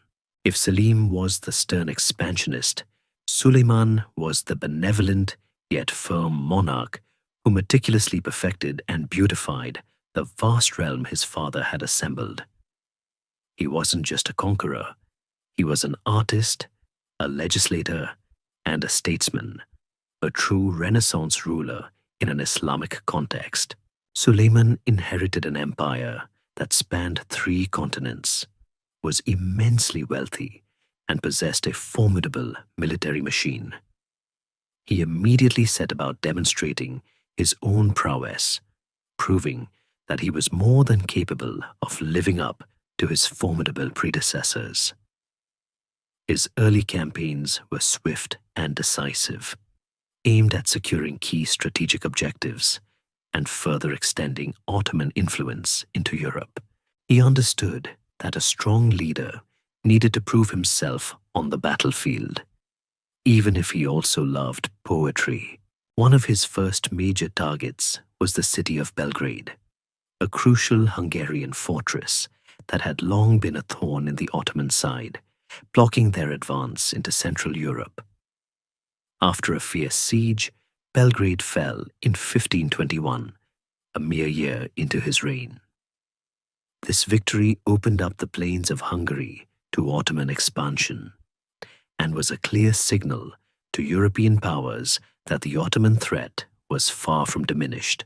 It was like finally getting rid of that really annoying neighbor who keeps blocking your driveway. But Suleiman's ambitions extended beyond just land. He recognized the strategic importance of controlling the sea lanes. His forces, after a lengthy and costly siege, captured the island of Rhodes in 1522 from the Knights Hospitaller. This heavily fortified island, located in the southeastern Aegean Sea, had been a persistent base for Christian piracy and a serious impediment to Ottoman maritime trade and pilgrimage routes to Egypt and the Levant. Its fall secured Ottoman control over the eastern Mediterranean and further enhanced their naval capabilities. It was a tedious, prolonged affair, like trying to remove a very stubborn stain, but ultimately successful. While these military triumphs were spectacular, Suleiman's legacy as the lawgiver is perhaps even more significant. He undertook a comprehensive reform of the Ottoman legal system, distinguishing between Sharia, Islamic law, which dealt with religious matters and personal status, and Qanun, Sultanic law, which covered administrative, criminal, and financial matters. He harmonized and codified the diverse legal decrees of previous sultans, creating a unified legal framework that ensured justice and order across the vast empire. This legal compilation became known as the Qanunname-i Ali Osman, significantly expanding on Mehmed II's earlier work. This wasn't just about making new laws. It was about organizing and clarifying existing ones, creating a fairer and more efficient system of governance. It was like taking all the tangled wires behind your TV and neatly bundling them together. This legal framework would endure for centuries and serve as the blueprint for Ottoman administration. Historians still argue whether the Qanun laws truly superseded Sharia in practice, or if they merely complemented each other. But their comprehensive nature is undeniable. Suleiman's reign also witnessed an unprecedented flourishing of arts, architecture, and literature. He was a gifted poet himself, writing under the pen name Muhibi, and his court became a magnet for artists, poets, philosophers, and architects from across the Islamic world. The renowned architect Mimar Sinan, considered one of the greatest architects in history, served under Suleiman, designing and constructing hundreds of magnificent mosques, bridges, palaces, and public buildings throughout the empire. The Suleymaniye Mosque in Istanbul, a masterpiece of Ottoman architecture, stands as a lasting testament to this golden age, a structure so grand it still makes you want to stop and stare. This cultural renaissance was a deliberate projection of Ottoman power and sophistication, demonstrating that the empire was not merely a military juggernaut, but a center of refined civilization. Under Suleiman, the Ottoman administrative structure reached its peak efficiency. The Divan, Imperial Council, was further formalized, and the Grand Vizier gained immense power, serving as the Sultan's absolute proxy. The system of provincial administration, relying on beys and pashas, ensured effective governance and revenue collection across the vast territories. The Taimar system provided the backbone of the cavalry, while the Janissaries remained the elite core of the standing army, a force feared and respected throughout Europe. This was a well-oiled machine, smoothly integrating diverse populations and resources into a coherent imperial system. Economically, the empire prospered under Suleiman. Control over major trade routes between East and West, coupled with the immense agricultural wealth of Egypt and the Levant, filled the imperial coffers. Istanbul, as the imperial capital, became a bustling metropolis, a vibrant hub of international commerce and cultural exchange, where goods and ideas flowed freely. This economic prosperity allowed for the funding of vast military campaigns and lavish cultural patronage, creating a virtuous cycle of imperial strength. Suleiman's reign represents the pinnacle of Ottoman power and influence, a period of self-confidence and sustained imperial success. He expanded the empire's borders, reformed its laws, and presided over a cultural golden age. He was a ruler who embodied the classical Ottoman ideal, a formidable warrior, a wise legislator, and a cultured patron of the arts. His policies and the institutions he fostered laid the groundwork for future generations, even as the seeds of eventual decline might have been subtly sown in the very vastness and complexity of the empire he so magnificently managed. Having firmly established his authority and begun the process of legal and cultural refinement, Suleiman the Magnificent quickly embarked on a series of military campaigns that further cemented Ottoman power and prestige, particularly in Europe. His initial conquests of Belgrade and Rhodes, as we discussed, were just the opening acts, setting the stage for even grander designs. He wasn't one to rest on his laurels. For Suleiman, success was merely an invitation to achieve even more. Much like a chef who, after perfecting a signature dish, immediately starts dreaming up an entirely new menu. The capture of Belgrade in 1521 was, as mentioned, a critical strategic victory. This formidable fortress city, nestled at the confluence of the Sava and Danube rivers, had long been a stubborn bastion of Hungarian defense, often called the door to Hungary or the gateway to Central Europe. Its fall was a major psychological blow to Christian Europe, signaling that the Ottomans were no longer merely raiding the Balkans, but were capable of cracking even the toughest nuts in their path. For the Ottomans, it opened up a vast new theater of operations, providing a perfect springboard for further incursions into the Hungarian plains.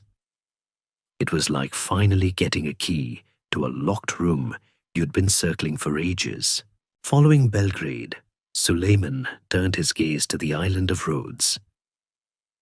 This island, as you might recall, was the last bastion of the Knights Hospitaller in the Aegean. These military religious orders were a peculiar bunch, like medieval superheroes mixed with monastic vows, and from their heavily fortified base on Rhodes, they had for centuries plagued Ottoman shipping, intercepted Muslim pilgrims en route to Mecca, and acted as a Christian thorn in the side of an increasingly Muslim-dominated Eastern Mediterranean.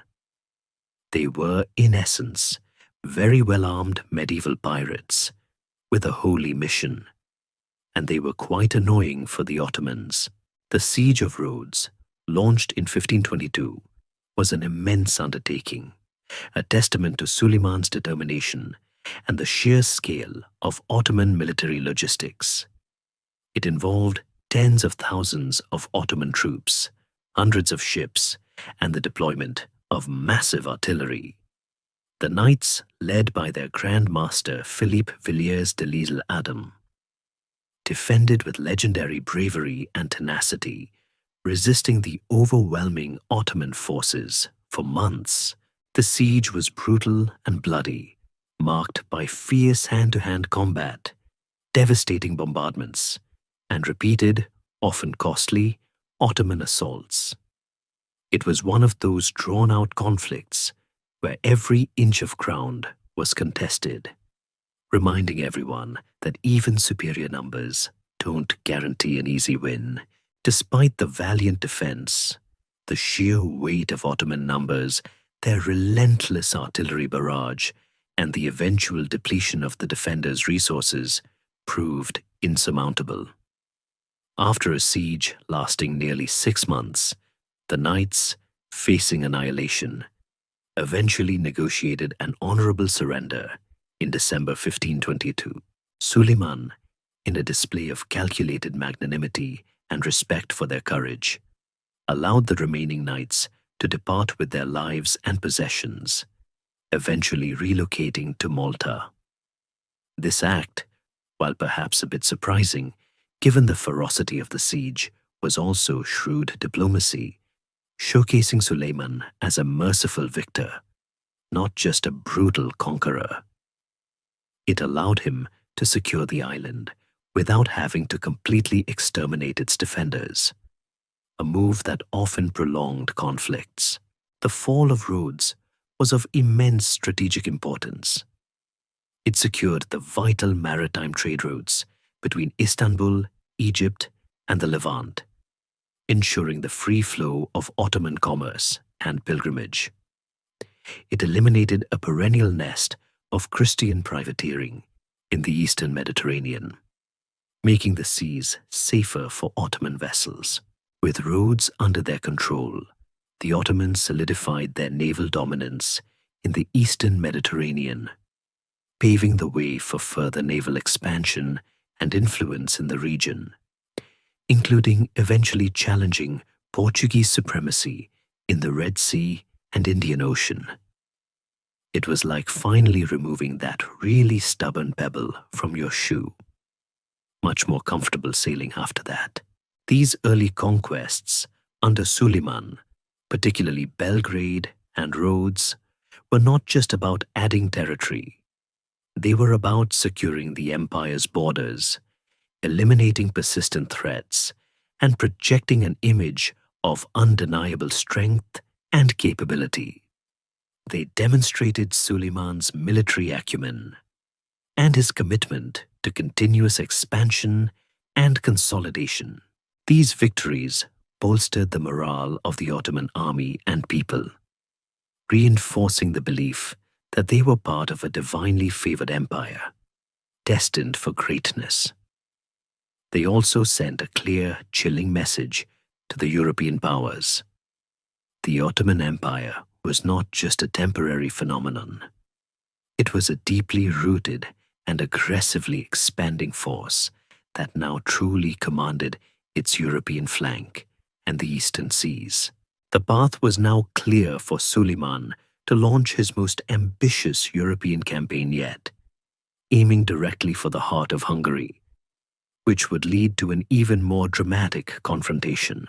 With Belgrade secured and the troublesome Knights of Rhodes dispatched, Suleiman the Magnificent set his sights on the fertile plains of Hungary, aiming to completely dismantle the last major barrier to Ottoman expansion into Central Europe.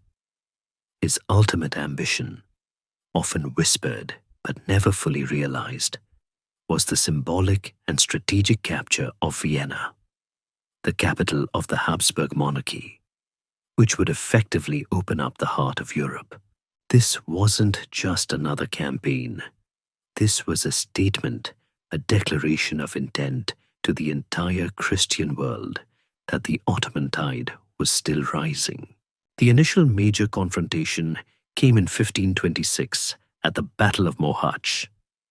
This wasn't just a battle, it was a military masterclass from Suleiman.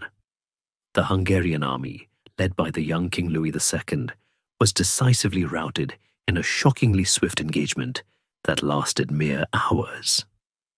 The strategic brilliance of the Ottoman use of artillery and their disciplined Janissary infantry against the less organized Hungarian cavalry proved devastating.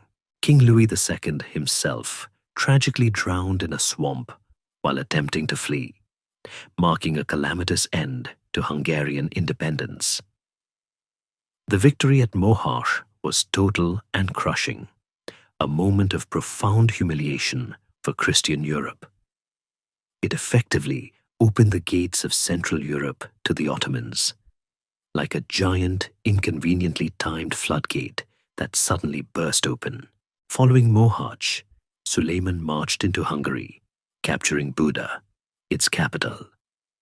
However, rather than immediately annexing the entire kingdom, he installed a loyal vassal, John Zapolya, as the King of Hungary, playing a complex game of political maneuvering against the Habsburgs, who also laid claim to the Hungarian throne. This indirect rule allowed the Ottomans to exert control without the full administrative burden of direct occupation, essentially turning Hungary into a buffer state and a battleground between the Ottomans and the Habsburgs for decades to come. The direct result of Mohács and the subsequent Ottoman presence in Hungary was the infamous Siege of Vienna in 1529. This was the moment that sent shivers down the spine of every European monarch. The Ottoman army, led by Suleiman himself, was massive, perhaps numbering over 100,000 men, a truly staggering force for the time. Their objective was clear: to capture the Habsburg capital and further extend the boundaries of the Ottoman Empire deep into Christian Europe. Imagine the sheer terror in Vienna as this colossal, feared army appeared on the horizon, ready to lay siege. It must have felt like the end of the world was nigh, especially given the rapid, terrifying successes of the Ottomans up until this point. However, the siege proved to be far more challenging than Suleiman or his generals had anticipated. Several factors conspired against the Ottomans. Firstly, their logistical train was severely hampered by heavy rains and muddy conditions during the long march from Istanbul to Vienna. Their powerful siege artillery, which had been so effective in previous conquests, got bogged down, and many of the largest cannons had to be abandoned along the way. It's hard to conquer a city when your biggest guns are stuck in the mud, like trying to bake a cake without the oven. Secondly, the defenders of Vienna, though outnumbered, were resolute. Led by Count Nicholas Salm, they put up a tenacious defense, repairing breaches in the walls as quickly as the Ottoman mines and cannon fire could create them. They were fighting for their homes and their very existence, and that kind of desperation can make defenders incredibly stubborn. The siege lasted for several weeks, characterized by continuous Ottoman bombardments and repeated assaults that were bravely repelled by the Viennese garrison and its civilian population. Finally, as autumn turned to winter, the weather became increasingly harsh. The Ottoman army, accustomed to warmer climates and long campaigns, began to suffer from disease, dwindling supplies, and the onset of cold, wet conditions. The logistical challenges became insurmountable. With winter approaching and the army's morale beginning to flag, Suleiman made the pragmatic but difficult decision to lift the siege in October 1529. This was not a defeat in battle, but a strategic withdrawal forced by logistics, weather, and the sheer resilience of the defenders. The Siege of Vienna of 1529 represents a critical turning point and is often referred to as the high water mark of Ottoman expansion into Central Europe. It demonstrated that even the mighty Suleiman had limits, and that the logistical challenges of projecting power so far from the empire's core were immense. While the Ottomans would continue to campaign in Hungary for decades, and would even attempt another siege of Vienna much later, 1529 marked the furthest they would ever penetrate directly into Habsburg territory with such a massive force. Historians still argue whether a successful capture of Vienna would have led to a permanent Ottoman presence deep in Central Europe, or if the sheer size and cultural differences would have made such an occupation unsustainable in the long run. It's one of those tantalizing what-if questions that keeps academics busy, pondering alternate realities where perhaps everyone in Vienna suddenly started drinking Turkish coffee. Despite the failure to take Vienna, Suleiman's campaigns in Hungary continued for many years, leading to the eventual direct annexation of much of central Hungary, including Buda, by 1541. The vast majority of the Hungarian plain became an integral part of the Ottoman Empire for over 150 years, governed directly by Ottoman pashas. This established a long and often brutal frontier between the Ottoman and Habsburg empires, a constant state of low-level conflict and occasional major wars. So, while Vienna stood, much of Hungary fell, and the legacy of Suleiman's ambition indelibly shaped the political and cultural landscape of Central Europe for centuries to come, creating a vast Islamic empire on the very doorstep of Western Christendom. While Suleiman's land campaigns pushed the Ottoman frontier deep into Central Europe, his ambition was equally matched on the high seas. Under his magnificent gaze, the Ottoman Empire truly blossomed into a formidable naval power, challenging the established maritime supremacy of Venice and Spain, and extending its influence across the Mediterranean, the Red Sea, and even into the Indian Ocean. If his armies were the iron fist, his fleets were the long, reaching arm that gripped distant shores.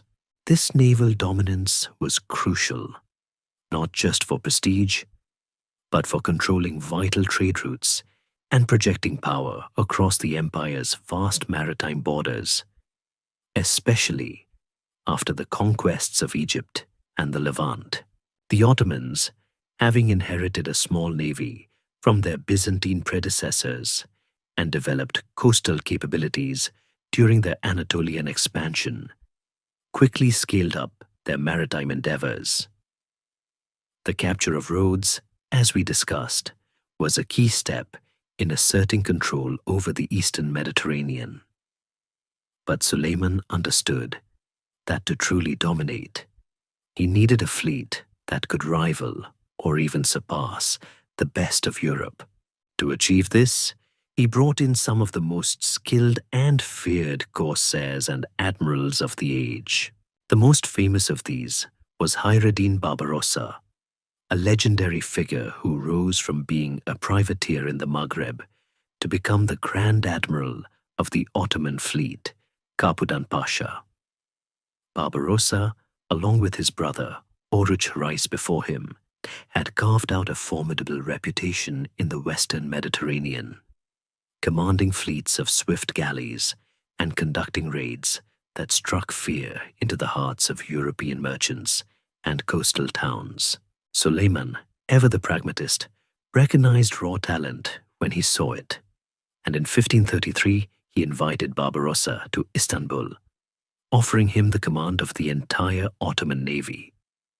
It was like hiring the world's best, most successful pirate to run your national navy.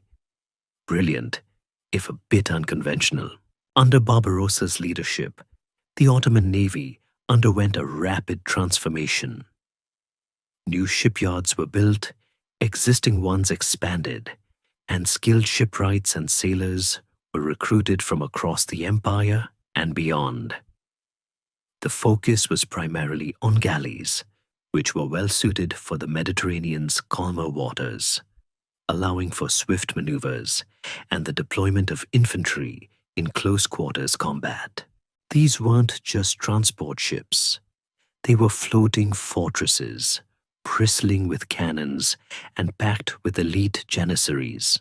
The peak of Ottoman naval power under Suleiman and Barbarossa came with the decisive Battle of Preveza in 1538. Here, the Ottoman fleet, led by Barbarossa, faced a massive Holy League fleet, an allied Christian armada composed primarily of ships from Spain, Venice, Genoa, and the Papal States, commanded by the celebrated Genoese admiral Andrea Doria. The battle was a resounding Ottoman victory. Despite the numerical superiority of the Holy League fleet, Barbarossa's tactical genius, combined with the discipline and firepower of the Ottoman galleys, overwhelmed the Christian forces. This victory secured Ottoman dominance in the eastern and central Mediterranean for decades, forcing European powers to acknowledge the Ottoman presence as a major naval force. It was essentially the Ottoman equivalent of someone yelling, "We rule the waves," only with more cannon smoke and less tea. This control of the Mediterranean had profound economic and strategic implications. It protected the vital trade routes that brought spices, silks, and other valuable commodities from the east to the Ottoman heartland, generating immense wealth for the imperial treasury. It also facilitated the movement of Ottoman troops and supplies, allowing for the effective projection of power across the empire's vast coastal regions. Ottoman naval power wasn't just about fighting. It was about connecting the disparate parts of their sprawling empire, from North Africa to the Levant. Beyond the Mediterranean, Ottoman naval power extended into the Red Sea. With the conquest of Egypt, the Ottomans gained control over the strategic port of Suez and the Red Sea trade.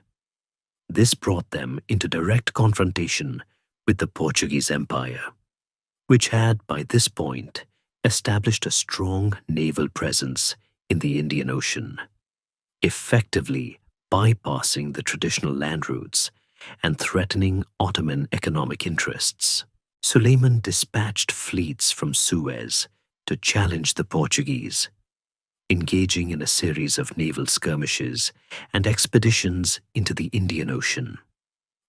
While the Ottomans never managed to dislodge the Portuguese entirely from the Indian Ocean, they successfully defended their control over the Red Sea, ensured the safety of the pilgrim routes to Mecca, and prevented Portuguese incursions into Ottoman heartlands.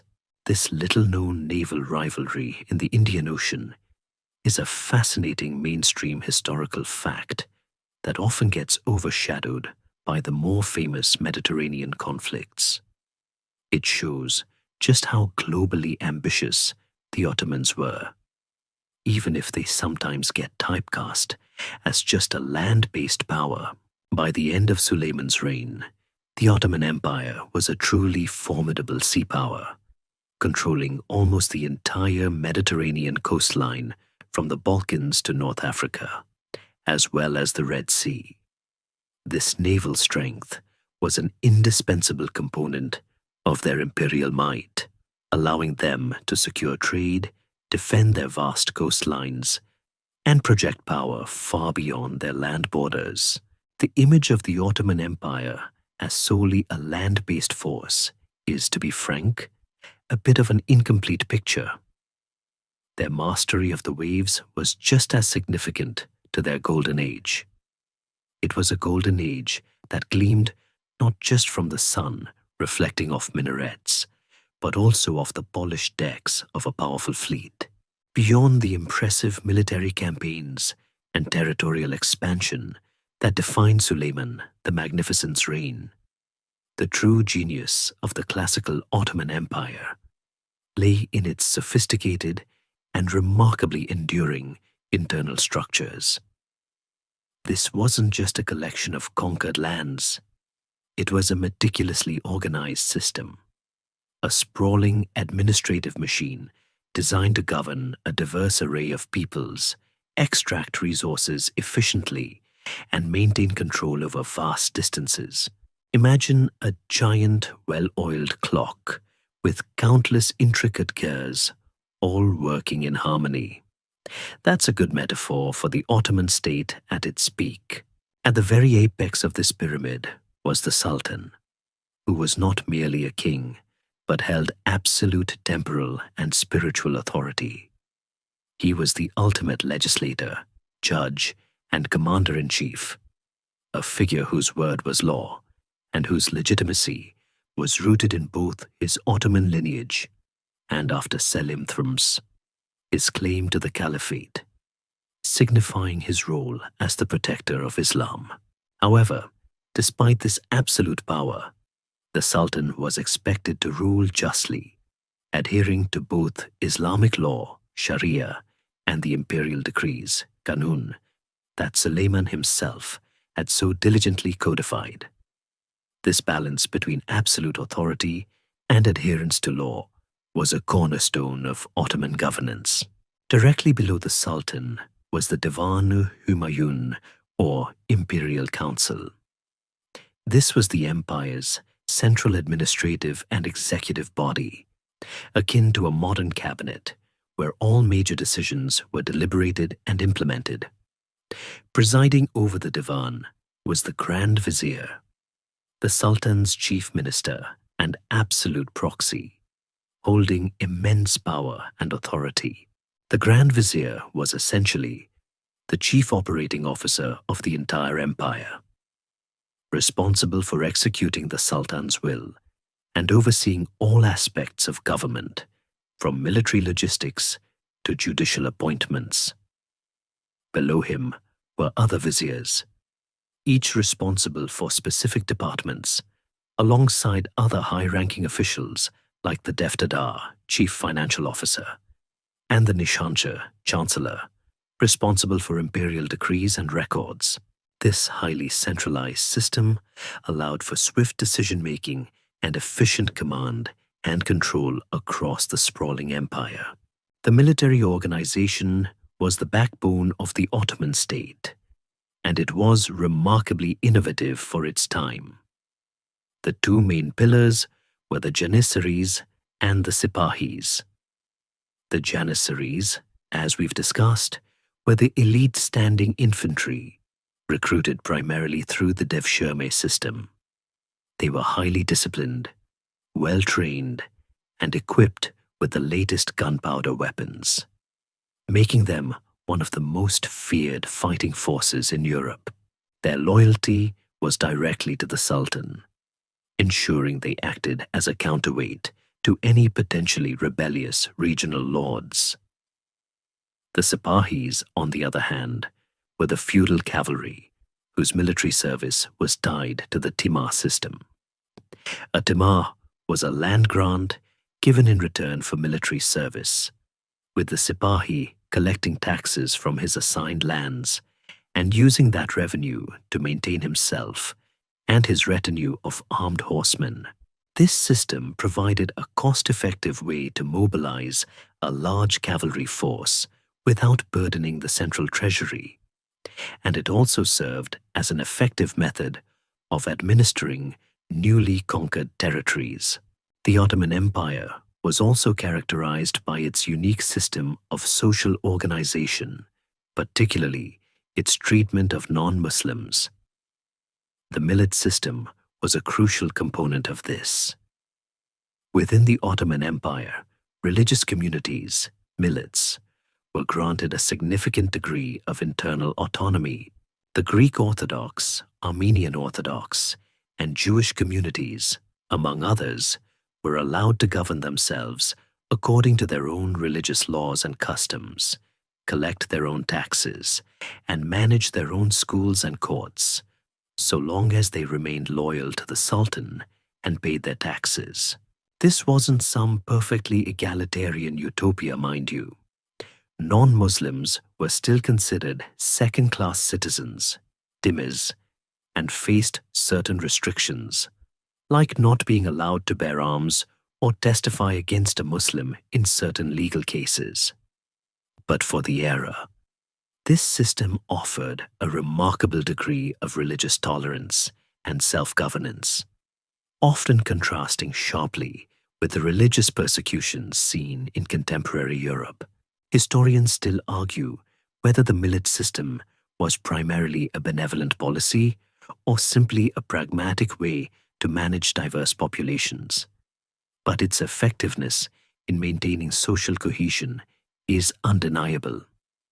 It was, in a way, like an early form of federalism, where local communities had a good deal of say in their own day-to-day affairs, so long as they paid their dues to the central authority. Economically, the empire thrived on its control of key trade routes. Istanbul served as a massive hub connecting East and West, with goods flowing from Asia, Africa, and Europe.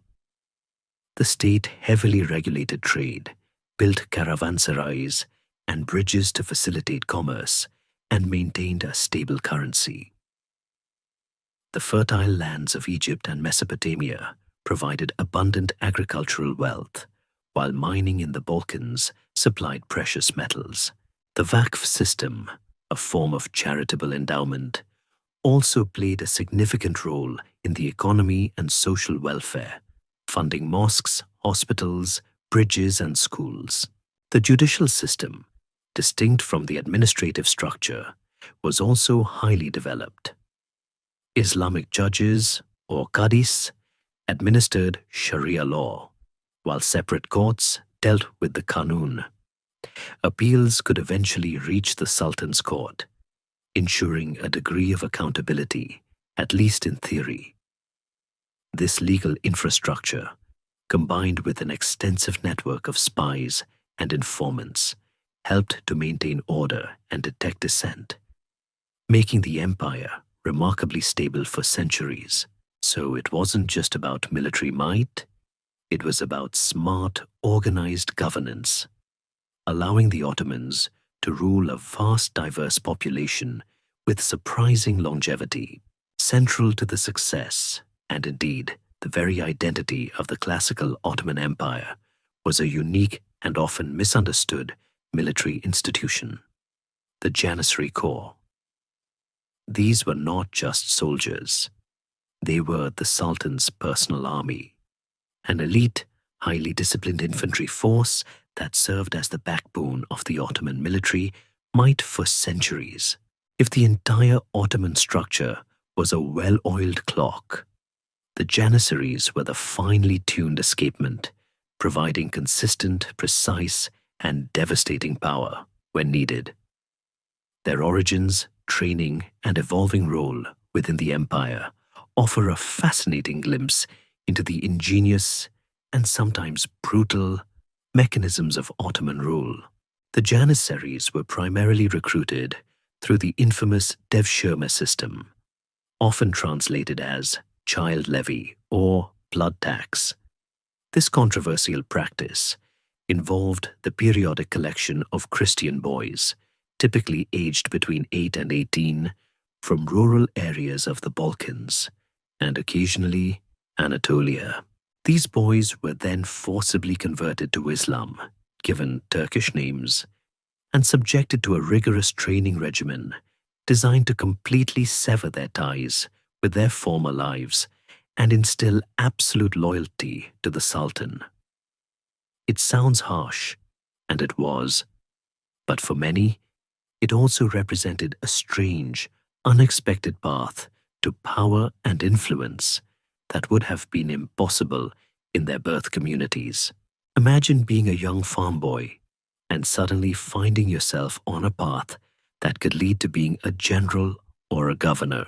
Upon being recruited, these boys underwent intensive physical and intellectual training. They learned Turkish, Arabic, and Persian, were educated in Islamic theology and law, and underwent strenuous physical conditioning. The most promising talents were identified early.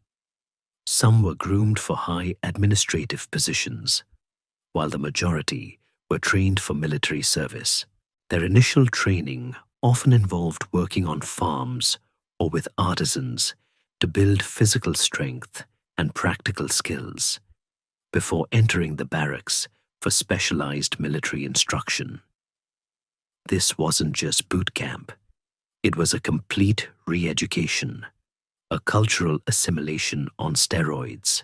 The Janissaries were the first standing professional army in Europe, or close to it, depending on how you define standing army, paid a regular salary, and housed in barracks. Unlike feudal levies, who owed allegiance to local lords, the Janissaries were kul, servants directly beholden to the Sultan, effectively his personal slaves in a hierarchical, institutional sense. though they often held immense power. This direct loyalty made them incredibly reliable and prevented them from developing independent power bases that could challenge the central authority, a common problem in many other empires. They were also forbidden from marrying or engaging in trade in their early careers, ensuring their complete dedication to military service. Their primary weapon was the musket, and they were among the first infantry units in the world to adopt and master gunpowder firearms. Their discipline, combined with their advanced weaponry, made them a formidable force on the battlefield, often breaking the ranks of enemy cavalry charges with volley fire. They were experts in siege warfare, skirmishing, and holding the line, and their distinctive uniforms, especially their tall white felt hats, burq, made them recognizable and feared across Europe. When the Janissaries appeared on the battlefield, it generally meant the Sultan was serious. However, over centuries, the Janissaries' role began to evolve, and not always for the better. By the late 16th and 17th centuries, the strict discipline and rules of the corps began to erode. They started to demand the right to marry, own property, and enroll their own sons into the corps, transforming it from an elite slave army into a more hereditary and politically powerful guild. This shift gradually led to a decline in their military effectiveness and an increase in their political meddling. They became kingmakers, often playing a decisive role in succession struggles, and even deposing sultans they deemed unsatisfactory. Historians still argue whether the Janissaries' growing political power was an inevitable consequence of their unique position, or if it could have been curbed by stronger sultans. It's like a beloved pet that slowly but surely starts running the entire household. Their growing conservatism also became an impediment to military modernization. They often resisted the adoption of new tactics or technologies that challenged their traditional methods, fearing it would diminish their unique status. This resistance to reform would prove costly as European armies began to rapidly modernize in the 17th and 18th centuries. While they remained a formidable force for a long time, their internal problems began to outweigh their external utility. Despite their later decline, the Janissaries' early centuries represent one of the most remarkable military innovations in history.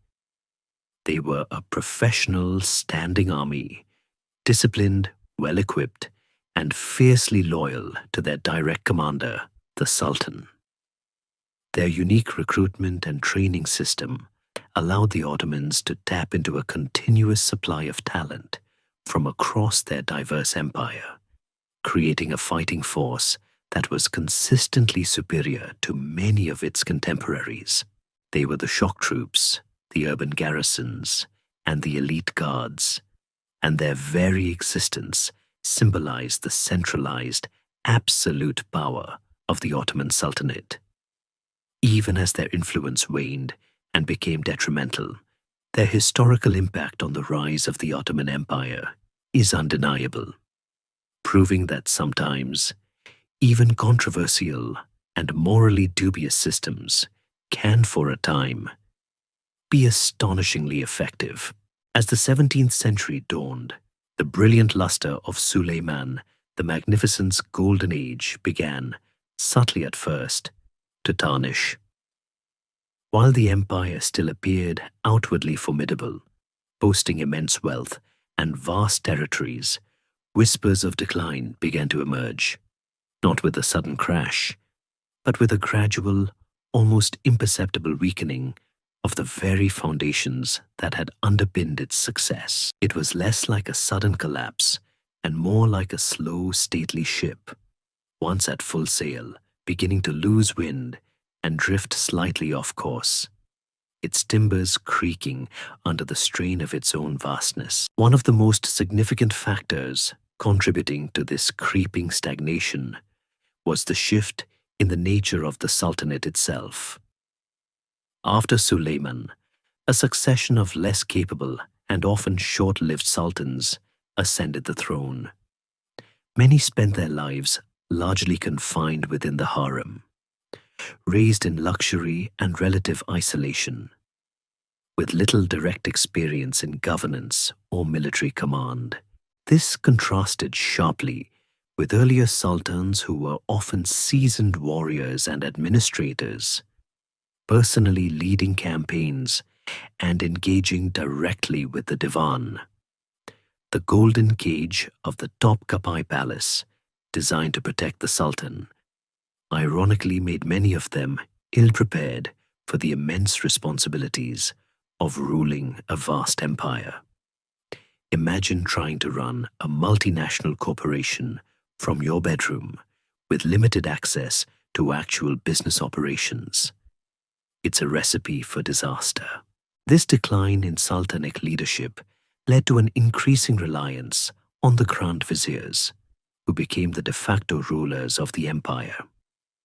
While some Grand Viziers were highly capable, like the Kuprulu family later on, the frequent changes in office due to political intrigue, factionalism, and court manipulation led to instability and a lack of long-term vision in policy making. The once centralized authority began to diffuse, creating opportunities for corruption and infighting among ambitious bureaucrats and courtiers. The sheer number of viziers often meant a power vacuum at the top, allowing various factions to pull the strings. Another critical area of subtle decline was the Timar system, the decentralized land grant system that had for centuries provided the backbone of the Ottoman cavalry. Over time, the system became increasingly prone to corruption and abuse. Timars were sometimes converted into hereditary holdings, or given to individuals who did not fulfill their military obligations, or even sold off, leading to a decline in the quality and quantity of the Sipahi cavalry. This meant the empire increasingly relied on the Janissaries, whose own quality, as we discussed, was simultaneously beginning to erode. It was like finding out your essential delivery service was slowly replacing its reliable drivers with people who just kind of showed up. The Janissaries themselves, once the ultimate expression of Ottoman military might, were becoming a significant problem. Their growing political power and increasing demands for privileges led to their transformation from an elite fighting force into a conservative, often disruptive, political faction. They gained the right to marry, enroll their children in the corps, and engage in trade, which diluted their military focus and transformed them into a hereditary caste rather than a meritocratic elite. Their resistance to military reforms and new technologies, coupled with their frequent revolts and demands for higher pay, made them an impediment to progress rather than an instrument of conquest. They went from being the Sultan's loyal guard dogs to a pack of very demanding, often disobedient, family pets. Historians still argue whether the decline of the Janissaries was a symptom or a cause of broader Ottoman decline, but their role in hindering military modernization is undeniable. Economically, the empire also faced new challenges. The age of discovery, with new sea routes bypassing the traditional land-based trade routes that the Ottomans had controlled, like the Silk Road, began to impact imperial revenues. While not an immediate collapse, the shift in global trade patterns meant that the Ottoman Empire, which had long profited immensely from being the middleman, now had less direct control over the most lucrative east-west commerce.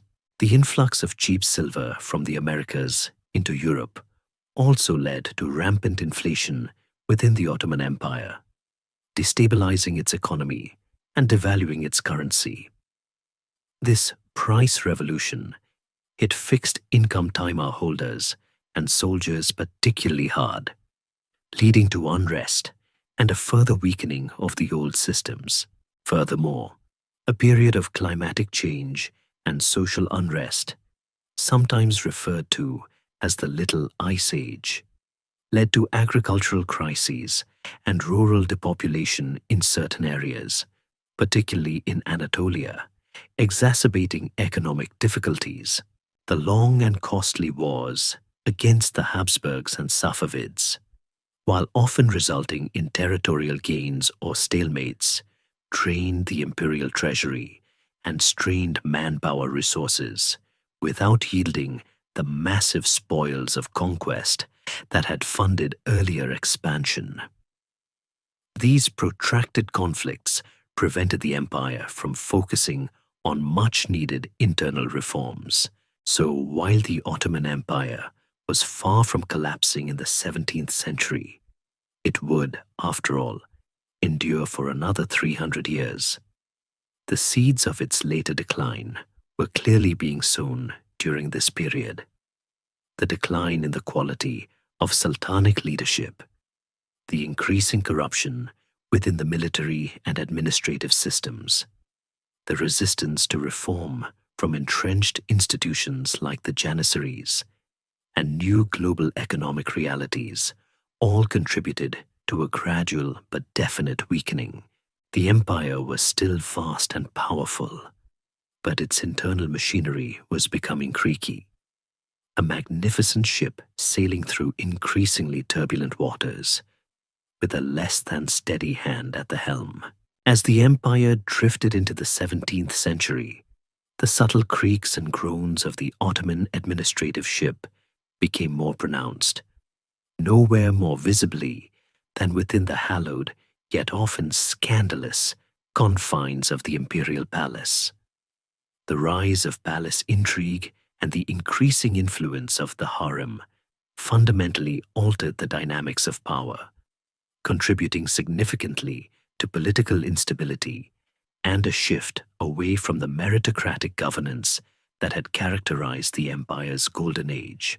It was like a highly efficient corporate boardroom slowly devolving into a family drama where whispered rumors and backroom deals replaced strategic planning. The central issue stemmed from the change in the method of royal succession and the upbringing of the Shehzades, princes. After Suleiman the Magnificent, the practice of royal fratricide, though brutal, was gradually abandoned. Instead of being sent to govern provinces and gain administrative and military experience, a tradition that had produced formidable sultans like Mehmed II and Suleiman, princes were increasingly confined to the cafes, the cage, a secluded part of the harem. Here they lived in luxurious isolation, often for decades, away from public life and practical governance, awaiting their turn on the throne. While this avoided the bloody succession wars of the interregnum, it produced sultans who were often inexperienced, psychologically fragile, or easily manipulated, unprepared for the immense responsibilities of ruling a vast empire. Imagine preparing for the world's most demanding job by spending your entire life playing video games in a gilded cage. This vacuum of experienced leadership at the very top naturally led to an increase in the power and influence of other actors within the palace, most notably the Grand Viziers and the powerful women of the harem. The harem, far from being just a collection of concubines, was a complex hierarchical institution primarily run by the Valide Sultan, the Sultan's mother, and other influential female figures.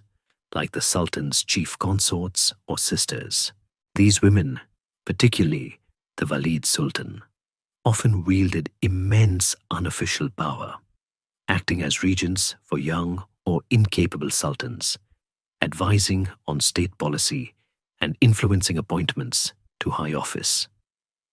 This period is sometimes referred to as the Sultanate of Women by some historians, though this term is subject to much scholarly debate, with some arguing it oversimplifies the complex power dynamics.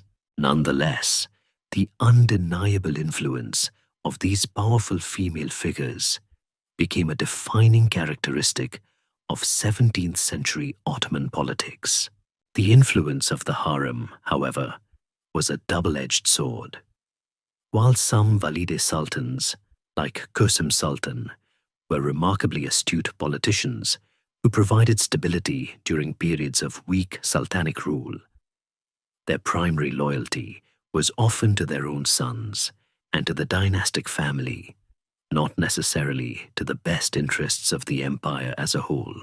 This led to intense rivalries within the harem, as different factions vied for influence, using bribery, intrigue, and even assassination to promote their favorites and undermine their rivals. This constant jockeying for position destabilized the court and distracted from pressing imperial matters. It was like a highly dramatic reality TV show, but with actual empires at stake. The Grand Viziers, serving as the Sultan's chief executives, also became incredibly powerful during this period, often acting as de facto rulers. When a strong and capable Grand Vizier emerged, like the members of the Köprülü family, who dominated the office for several decades in the late 17th century, they could provide much-needed stability and initiate reforms. However, their power was always precarious, dependent on the whim of the Sultan or the shifting tides of palace politics. A weak Grand Vizier could lead to widespread corruption and administrative paralysis, while a strong one could easily be overthrown by rivals or a jealous Sultan. The average tenure of a Grand Vizier during this period significantly shortened compared to earlier centuries, reflecting the increased instability. This constant churn at the top led to a significant increase in corruption throughout the administrative apparatus, with high offices often bought and sold, and loyalty shifting with the winds of palace intrigue. Personal gain often overshadowed public service. Appointments were made based on patronage rather than merit, leading to a decline in the quality of governance at all levels. Funds that should have gone to the imperial treasury were siphoned off, further weakening the empire's financial health. It was like a game of musical chairs, where the music kept stopping, and everyone rushed to grab a seat, often at the expense of proper governance. Furthermore, the Janissaries, already growing in political influence, became key players in this web of intrigue. Their barracks were often hotbeds of dissent and conspiracy, and they frequently used their military power to exert political pressure, demanding favors, deposing unpopular officials, and even orchestrating the removal of sultans. Their involvement in palace coups and their increasingly insubordinate behavior severely undermined the central authority and the efficiency of the military. Historians still argue about the extent to which these internal palace dynamics were a direct cause of decline or simply a symptom of deeper underlying issues. But their corrosive effect on governance is undeniable. Ultimately, the rise of palace intrigue and the increasing influence of the harem and powerful Grand Viziers meant that decisions were often made based on internal court politics rather than long-term strategic vision or the needs of the empire. This internal focus, combined with the lack of experienced leadership from the sultans themselves, left the Ottoman state less equipped to respond to the growing external challenges from rapidly modernizing European powers. The magnificent engine of the empire, once so efficiently run, was now sputtering, choked by the machinations of those closest to the very top. While the internal machinations of the palace were steadily eroding the Ottoman state from within, an equally perilous shift was occurring externally. The empire's once fearsome military edge began to dull. For centuries, Ottoman armies had been the envy and terror of Europe, renowned for their discipline, organization, and mastery of gunpowder technology. However, by the late 17th and certainly by the 18th century, a critical technological and tactical gap began to emerge between the Ottoman military and the rapidly modernizing armies of Europe. It was like owning the world's fastest racing car, only to realize your competitors had secretly developed jet engines while you were busy admiring your hubcaps. The primary reason for this stagnation was a deeply ingrained conservatism within the Ottoman military establishment, particularly among the Janissaries. As discussed, these once elite infantry units, through their growing political power and hereditary nature, became resistant to change. They viewed new military technologies and tactics, particularly those originating from Europe, with suspicion and even contempt. Why adopt new methods when the old ones had brought so much success? This resistance wasn't just about tradition.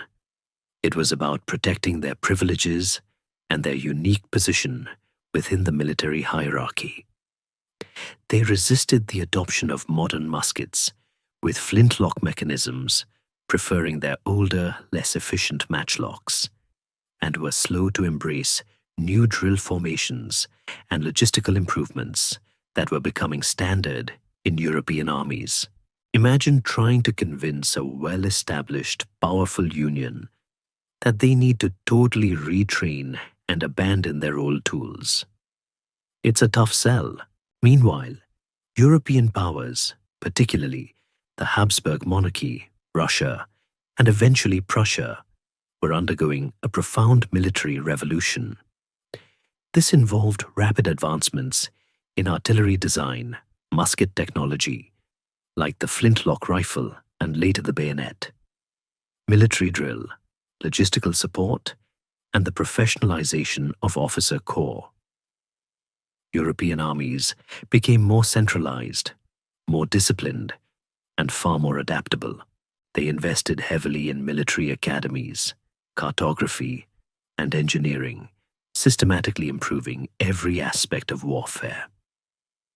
While the Ottomans clung to their proven methods, Europe was rapidly innovating, creating a widening gulf in military capability. It was like one side was still using abacuses while the other had invented calculators. The consequences of this military stagnation became painfully evident on the battlefield. The Ottoman army, while still capable of raising vast numbers of troops, often found itself outmaneuvered and outgunned by smaller but more technologically advanced and tactically superior European forces. Sieges, once an Ottoman fort, became increasingly difficult as European fortifications improved and their artillery caught up, or even surpassed, Ottoman capabilities. The effectiveness of the Sipahi cavalry also declined as European infantry developed better defensive formations and firepower. The series of devastating defeats suffered by the Ottomans in the Great Turkish War, 1683 to 1699, against the Holy League, a coalition of Habsburg Austria, Poland, Lithuania, Venice, and Russia, laid bare the extent of this military disparity. The failure of the Second Siege of Vienna in 1683, a massive Ottoman undertaking, was a turning point. Despite initial successes, the Ottoman army was ultimately defeated by a combined relief force led by Polish King John III, Sobieski, and Habsburg forces under Charles V, Duke of Lorraine. This defeat shattered the myth of Ottoman invincibility and led to a prolonged war of attrition that saw the Ottomans lose vast territories in Hungary and the Balkans. This was more than just a battle. It was a psychological turning point, signaling that the tide had decisively turned against the Ottomans in Europe. Subsequent wars in the 18th century further highlighted the problem. Against Russia, a rapidly rising power under figures like Peter the Great and Catherine the Great, the Ottomans repeatedly suffered defeats, losing control of territories on the Black Sea and facing increasing pressure in the Crimea.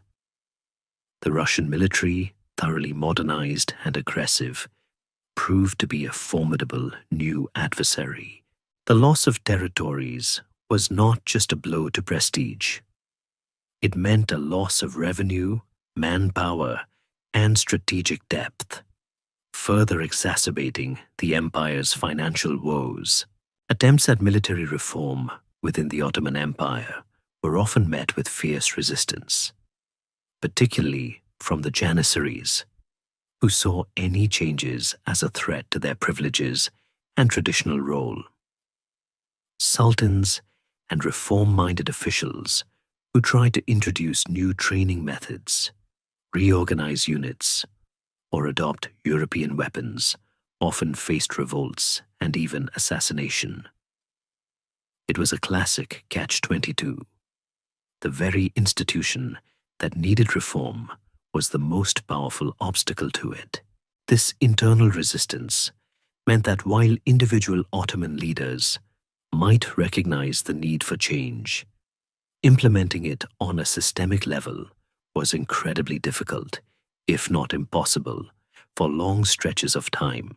Historians still argue about the exact moment when the Ottoman military parity with Europe ended. Some point to the Battle of Mohács, where gunpowder proved so decisive, while others argue it was much later with the failure at Vienna.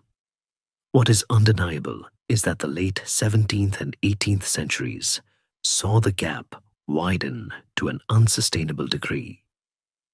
The empire, which had once innovated and excelled in military technology and organization, had become complacent, allowing its rivals to surge ahead. This military stagnation, combined with internal political and economic issues, was a major contributing factor to the empire's long, slow decline. The sword that had carved out an empire was growing blunt, and its wielders were stubbornly refusing to sharpen it. As the Ottoman military machine sputtered and its internal palace politics grew increasingly convoluted, the empire also found itself grappling with mounting economic woes. The vibrant prosperity of Suleiman's era, fueled by control of crucial trade routes and immense agricultural wealth, slowly gave way to a period of financial strain, inflation, and structural imbalances that chipped away at the empire's stability. It was like a grand old house that once had limitless funds, slowly finding its budget getting tighter, with cracks appearing in the plaster and the plumbing starting to leak. One of the most significant external factors impacting the Ottoman economy was the Age of Discovery and the subsequent shift in global trade routes. For centuries, the Ottoman Empire had been the indispensable middleman, controlling the lucrative overland Silk Road and maritime spice routes that connected Asia and Europe. Goods from the East had to pass through Ottoman territories, generating immense customs duties and enriching Ottoman merchants. However, the Portuguese and later other European powers successfully circumnavigated Africa, establishing direct sea routes to India and the Far East. This didn't immediately bankrupt the Ottomans, but it gradually diminished the importance of their traditional trade monopolies.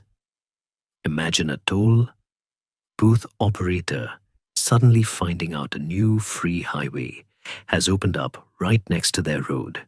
Compounding this was the price revolution in Europe, driven by the massive influx of silver from the Americas. This silver, flowing into European economies, caused widespread inflation across the continent, and it inevitably spilled over into the Ottoman Empire, which was closely integrated into the European economic system. The Ottoman currency, the akçe, became devalued, leading to rapidly rising prices for goods and services. This hyperinflation wreaked havoc on the empire's fixed-income earners, particularly the Sipahis, whose Taimar revenues were fixed, and the Janissaries, whose salaries became worth less and less. This economic hardship led to widespread discontent, frequent revolts, and an increase in corruption as officials and soldiers sought alternative ways to make ends meet. It was like living in a time when your weekly grocery bill suddenly doubled, then tripled, with no corresponding raise in salary. The traditional Taimar system, already suffering from corruption and the granting of Taimars to non-military personnel, was further undermined by these economic pressures. As Taimar revenues became insufficient to maintain cavalry units, the system, which had been the backbone of the Ottoman provincial administration and military for centuries, began to crumble. The state increasingly had to rely on tax farming, a system where the right to collect taxes was sold to the highest bidder, who then squeezed the local population to maximize their profit.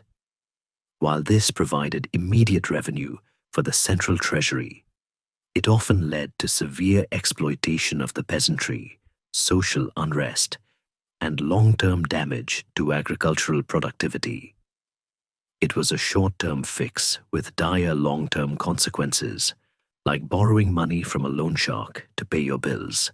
Furthermore, the long and frequent wars against the Habsburgs, Safavids, and later Russia were incredibly costly.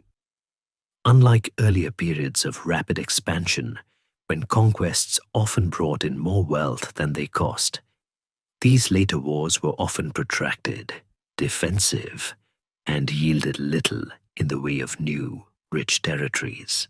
The enormous expense of maintaining a large standing army, purchasing modern armaments, even if they were sometimes outdated compared to European ones, and funding lengthy sieges drained the imperial treasury. To cope with these expenses, the state resorted to increasingly desperate measures, such as debasing the coinage, reducing the silver content, raising new taxes, and selling off government offices and privileges, all of which further destabilized the economy and encouraged corruption. The economic difficulties also led to a decline in key industries and a loss of competitiveness. While Ottoman artisans were skilled, the empire was slower to adopt new production techniques and technologies compared to industrializing Europe.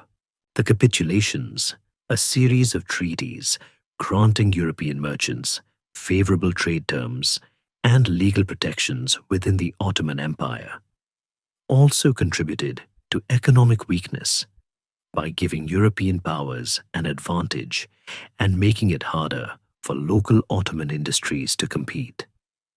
It's like inviting foreign businesses to set up shop in your town, but giving them special tax breaks and letting them ignore some of your rules, making it really hard for your local businesses to compete. The empire's vast size, once a strength, also became a logistical and economic burden. Maintaining administrative control and communication over such a sprawling domain, especially with a weakening central authority, became increasingly difficult and expensive.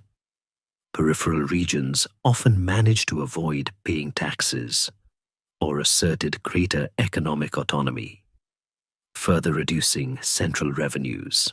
In essence, the Ottoman Empire, once an economic powerhouse at the crossroads of global trade, found itself caught in a perfect storm of external economic shifts, internal financial mismanagement, and the crippling costs of incessant warfare. The robust economic engine that had fueled centuries of expansion began to sputter, its gears grinding, no longer able to support the vast weight of an empire that was struggling to adapt to a rapidly changing global landscape.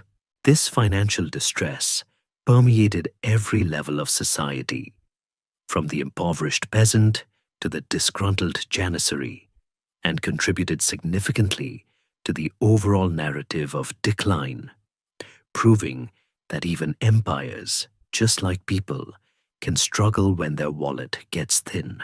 The subtle decay within the palace, the growing conservatism of the military, and the insidious economic pressures all converged to produce an undeniable and often humiliating outcome: significant territorial losses. For an empire built on conquest, the forced relinquishment of land was not just a strategic setback. It was a profound psychological blow, shattering the aura of invincibility that had surrounded the Ottomans for centuries. The turning point, the stark moment when the empire had to definitively acknowledge its weakening position, came with the Treaty of Karlowitz in 1699. It was like suddenly realizing you're not the biggest kid on the playground anymore, and you have to give back some of the toys you'd taken. For decades leading up to Karlowitz, the Ottoman Empire had been embroiled in the Great Turkish War, 1683–1699, a protracted and devastating conflict against the Holy League. This coalition, comprising the Habsburg monarchy, Poland, Lithuania, Venice, and later Russia, was formed in response to the Ottomans' second unsuccessful siege of Vienna in 1683. That defeat, as we discussed, was a watershed moment, ending the myth of Ottoman invincibility in Europe and marking the beginning of a long, arduous struggle for survival rather than expansion. This wasn't just a single battle. It was a grueling, multi-front war that pushed the Ottoman military and treasury to their absolute limits. The Holy League, fueled by renewed Christian zeal and a determination to push back the Ottoman tide, achieved significant victories throughout the war. The Habsburgs, under brilliant commanders like Prince Eugene of Savoy, steadily recaptured vast swaths of Hungary, which had been under Ottoman control for over 150 years. The Poles pushed back in Ukraine, and Venice made gains in Dalmatia and the Aegean. The sheer length and intensity of the war, combined with the superior organization and increasingly modernized tactics of the European armies, exacted a heavy toll on the Ottomans. Their traditional military advantages had evaporated, and their logistical challenges were immense. By the late 1690s, both sides were exhausted, but the Ottomans were clearly on the losing side. Their resources were depleted, their armies were suffering from continuous defeats, and internal unrest was simmering. Recognizing the futility of continuing the war, the Ottomans, under Sultan Mustafa II, reluctantly agreed to negotiate a peace treaty. These negotiations culminated in the signing of the Treaty of Karlowitz on January 26, 1699. The terms of the Treaty of Karlowitz were nothing short of a humiliation for the once mighty Ottoman Empire. It marked the first time the Ottomans had to formally cede large, strategically important territories to European powers. Hungary, almost entirely, including Transylvania and Slavonia, was ceded to the Habsburg monarchy, effectively ending 150 years of Ottoman rule in much of the region. This was a monumental loss, both economically and strategically, and a huge boost for the rising Habsburg power. Podolia, a region in present-day Ukraine, was returned to Poland. Morea, the Peloponnese Peninsula in Greece, and significant parts of Dalmatia were ceded to Venice. Russia, while not a signatory to the initial treaty due to delays, soon after signed a separate peace, the Treaty of Constantinople, 1700, which ceded the fortress of Azov to them, granting Russia its first foothold on the Black Sea. The Treaty of Karlowitz was more than just a territorial adjustment. It represented a fundamental shift in the European balance of power. For the Ottomans, it was a profound psychological blow. For centuries, their foreign policy had been one of continuous expansion, always on the offensive, always dictating terms.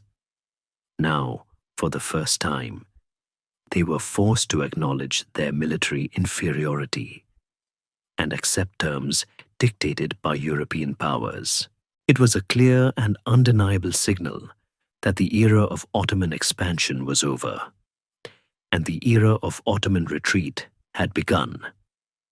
The European powers, once terrified by the Ottoman juggernaut, now saw an opportunity to roll back its gains. This treaty forced the Ottomans to confront the painful reality of their military and technological backwardness. It spurred a period of introspection and a hesitant realization that reforms were desperately needed to stem the tide of further losses.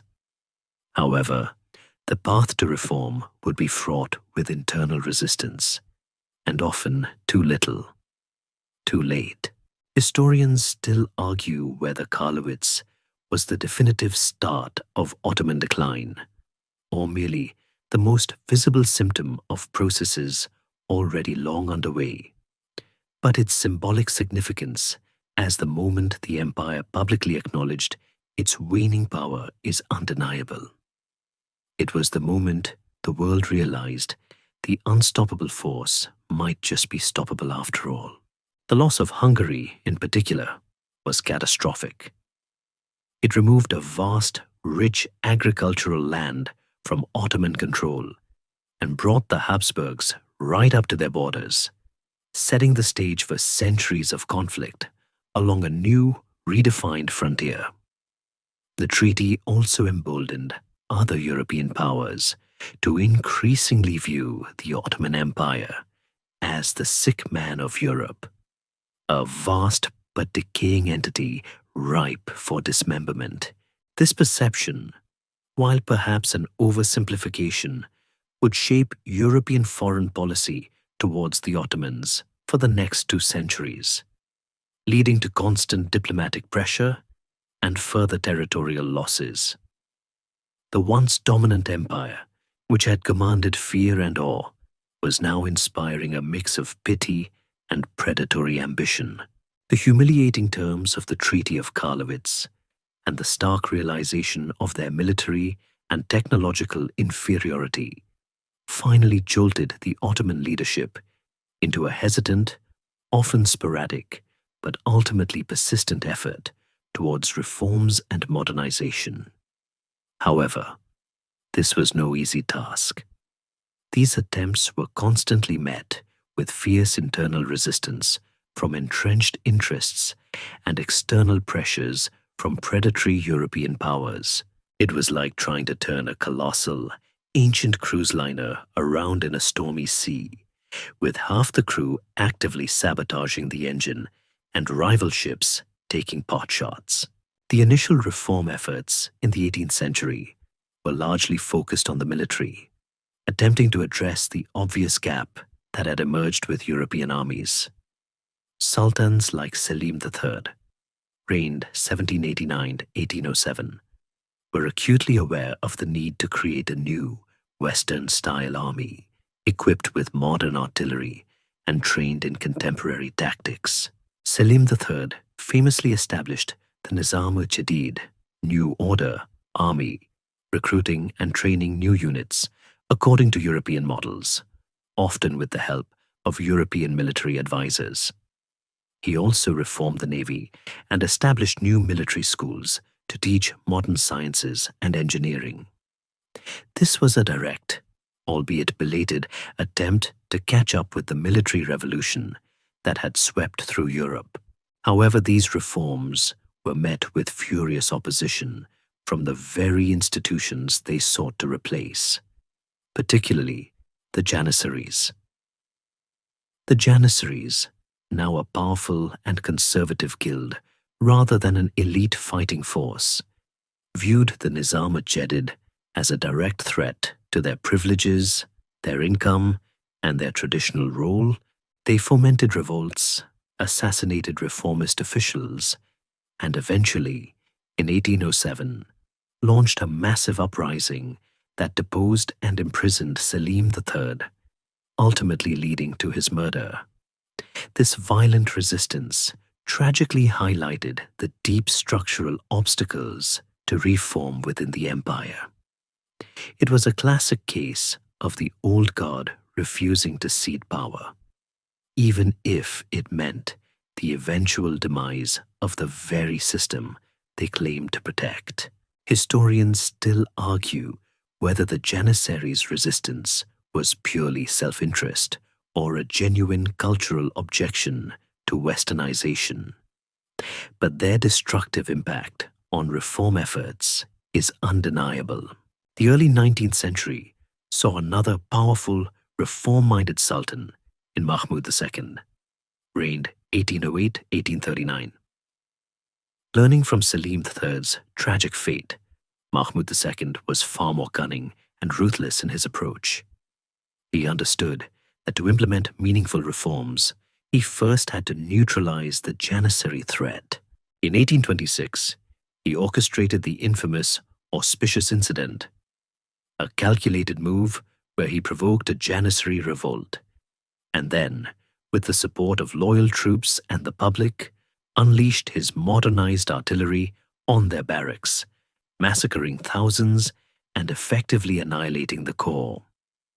This brutal act, while horrific, removed the single greatest institutional obstacle to reform, and finally allowed Mahmud to pursue his modernization agenda without fear of immediate overthrow.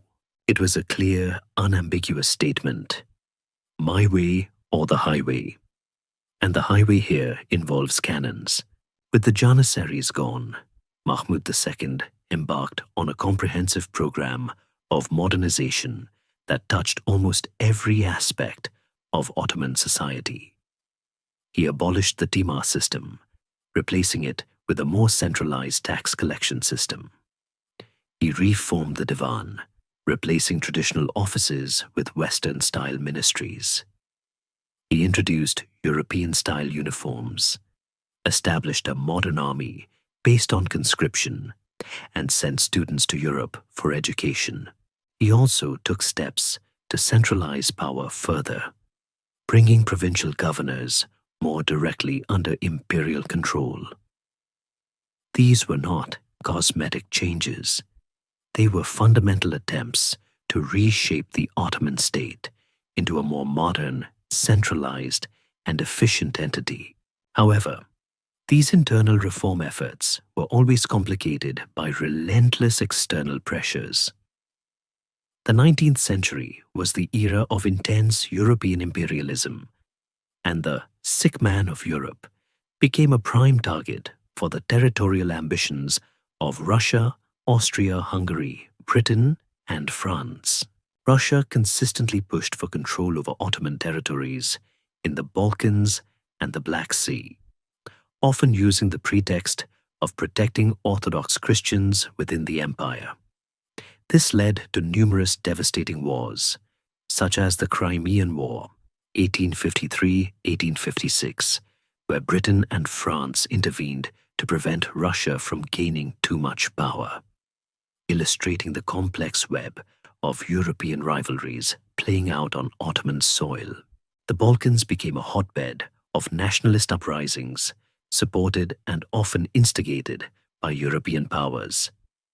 Greeks, Serbs, Bulgarians, and Romanians all fought for independence, leading to further territorial losses and draining Ottoman resources in prolonged conflicts. The European powers often intervened, sometimes to protect Christian minorities, sometimes to carve out spheres of influence, and sometimes, frankly, just to grab land. Egypt, under Muhammad Ali, gradually broke away from effective Ottoman control, though nominally remaining part of the empire. This loss of direct control over one of the empire's wealthiest provinces was a severe economic and strategic blow. So, while reform efforts gathered pace, the empire was constantly fighting a multi-front battle against its own internal conservatism and against relentless European encroachment. Every step towards modernization was met with fierce resistance, and every external war drained the resources needed for those very reforms. It was a desperate race against time, with the empire trying to rebuild itself even as powerful neighbors were chipping away at its edges, creating a truly precarious and challenging existence. The future of the Ottoman Empire, once seemingly limitless, was now very much in doubt, constantly battling forces from within and without, building on the foundation, or rather, the rubble, left by Mahmud II's forceful reforms. The mid-19th century Ottoman Empire entered an intense, ambitious, and ultimately fraught period known as the Tanzimat era. This period, roughly spanning from 1839 to 1876, was a concerted, top-down attempt to systematically modernize and centralize the empire along Western European lines, moving beyond mere military reform to encompass legal, administrative, educational, and social spheres. It was an ambitious undertaking, akin to trying to completely rewire a vast, ancient mansion while people are still living in it. And sometimes, those people really don't like the new wiring. The Tanzimat, meaning reorganization, was driven by a generation of reform-minded statesmen, largely educated in Europe or influenced by Western ideas, who genuinely believed that the empire's survival depended on its ability to catch up with the rapidly advancing European powers. They understood that military weakness was intertwined with administrative inefficiency, economic stagnation, and a legal system that often seemed antiquated in a rapidly globalizing world. The goal was not just to patch things up, but to fundamentally transform the Ottoman state into a modern, bureaucratic, and more equitable entity, capable of competing on the world stage. At its core, the Tanzimat aimed to create a more centralized and efficient state administration.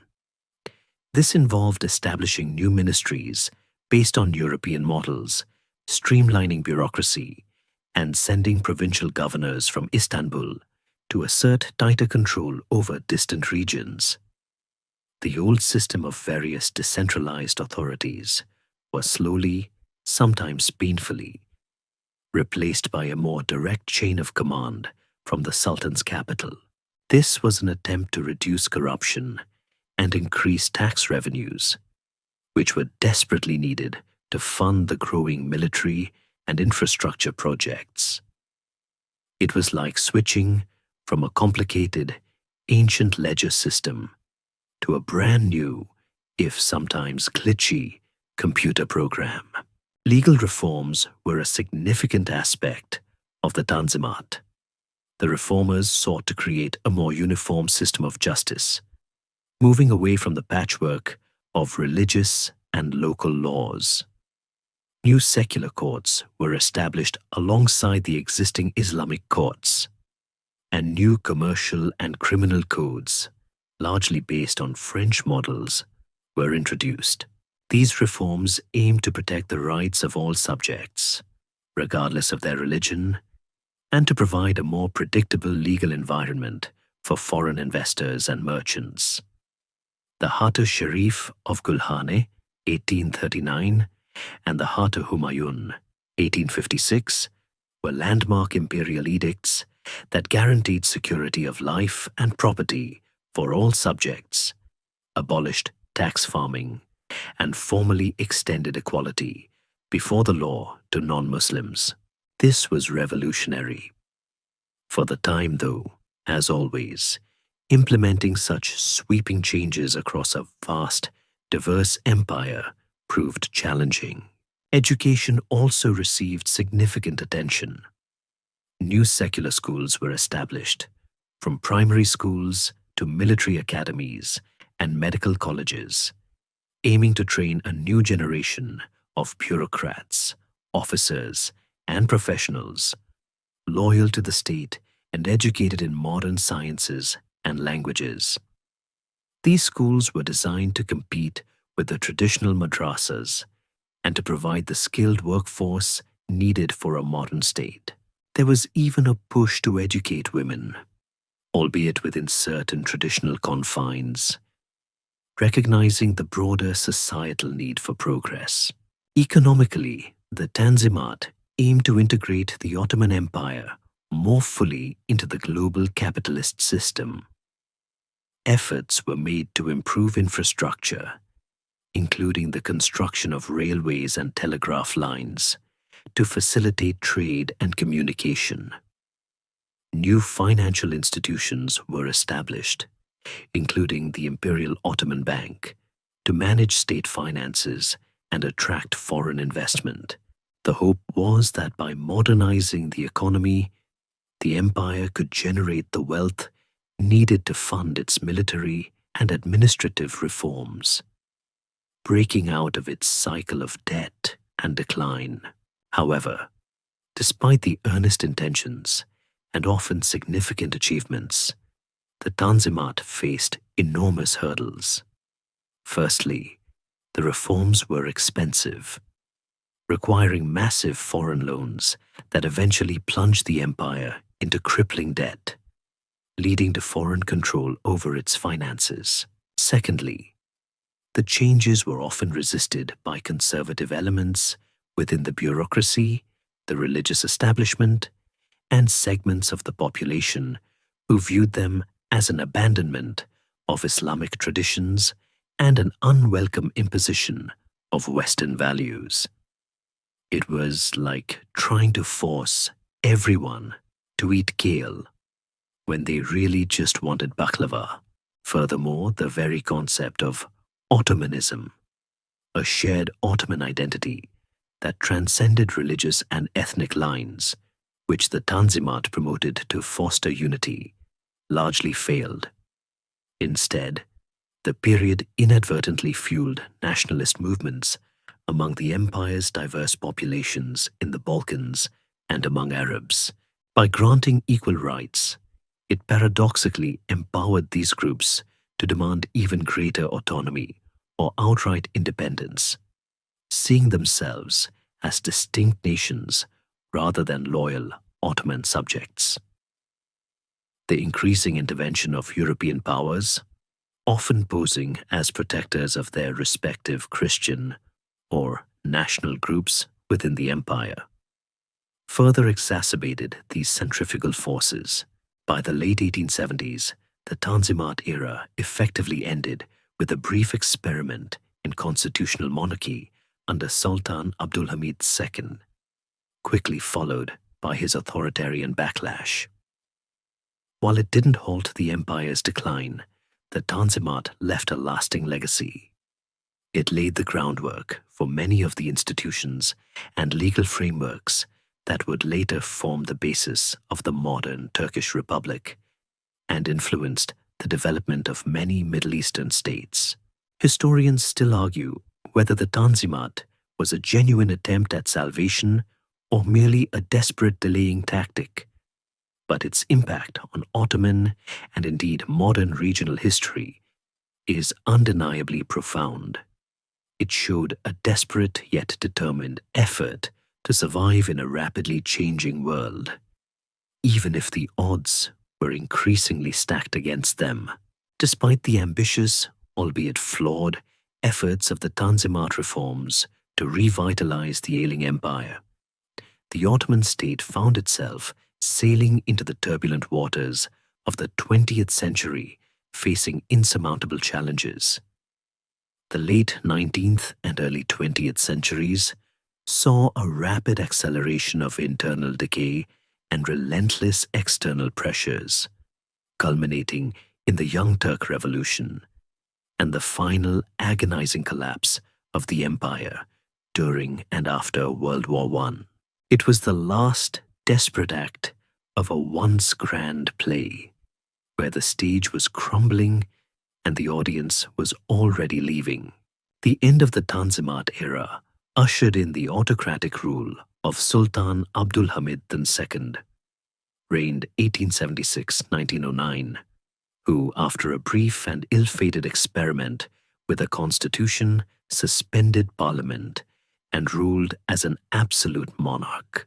While Abdul Hamid genuinely attempted to strengthen the empire, investing in infrastructure like railways and telegraphs, and trying to foster a pan-Islamic identity to counter rising nationalism, his repressive measures and heavy reliance on secret police alienated many reform-minded intellectuals and military officers. He was trying to modernize, but he wanted to do it on his own terms, without any pesky democratic accountability, which, as history often shows, usually doesn't end well for the autocrat. It was this growing discontent among a Western-educated elite, particularly within the military, that fueled the Young Turk Revolution of 1908. This was not a bloody popular uprising, but a coup d'etat orchestrated by the Committee of Union and Progress, COPI, a secret society formed by disaffected officers and intellectuals. They forced Abdul Hamid II to restore the constitution and parliament, marking the effective end of the Sultan's absolute rule and a brief return to constitutionalism. The Young Turks initially promised reform, liberty, and a more inclusive Ottomanism, but their own rule quickly devolved into an increasingly authoritarian and nationalist regime, dominated by figures like Enver Pasha, Talat Pasha, and Kemal Pasha. It was a case of meet the new boss, same as the old boss, just with a snazzier uniform and even grander ideas of power. Under Young Turk rule, the empire continued to bleed territory. The Italo-Turkish War, 1911–1912, saw Italy seize Libya, the last major Ottoman possession in North Africa. This was followed almost immediately by the catastrophic Balkan Wars, 1912–1913, where a coalition of Balkan states, Bulgaria, Serbia, Greece, and Montenegro, decisively defeated the Ottomans, stripping the empire of nearly all its remaining European territories, including Adrianople, Edirne, a former Ottoman capital. These wars were devastating, both militarily and psychologically, shrinking the empire almost entirely to its Anatolian core and some Arab provinces. It was like watching a giant pie getting smaller and smaller, with everyone taking a slice. These territorial losses, combined with a growing sense of vulnerability and a desire to regain lost prestige, pushed the Young Turk government into a fateful decision. Aligning with the Central Powers, Germany and Austria-Hungary, at the outbreak of World War I in 1914. This was a desperate gamble, a last-ditch attempt to either regain lost ground or, at the very least, secure the empire's survival against its long-standing enemies, particularly Russia and Britain. It was like placing all your chips on a single, very risky bet at the casino, hoping for a miracle. The war proved to be the final crushing blow. The Ottoman Empire, fighting on multiple fronts, suffered immense casualties and widespread devastation. The Gallipoli campaign, 1915-1916, saw the Ottomans, despite heavy losses, successfully repel an Allied invasion aimed at capturing Istanbul. A significant military victory, but one that came at a horrendous cost in lives. In the Middle East, the Arab Revolt, supported by the British, famously involving T. Lawrence, undermined Ottoman control over its Arab provinces. Campaigns in Mesopotamia, Iraq, and the Levant saw the British steadily advance, capturing Baghdad, Jerusalem, and Damascus. The Armenian Genocide, a horrific and systematic extermination of the Armenian population by the Ottoman government, occurred during this period, leaving an indelible stain on the empire's final years and remains a deeply contested and painful historical fact, the echoes of which still resonate today. Historians still argue intensely over the precise legal classification of these events, but the tragic human toll is undeniable.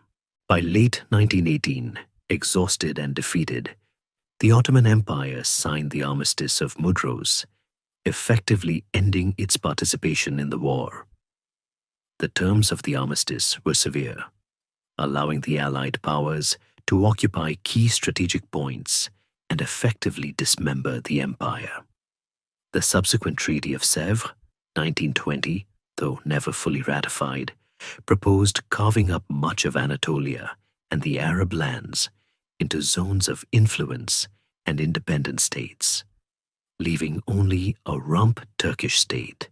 It was a complete humiliation, a final, brutal dismantling of centuries of empire.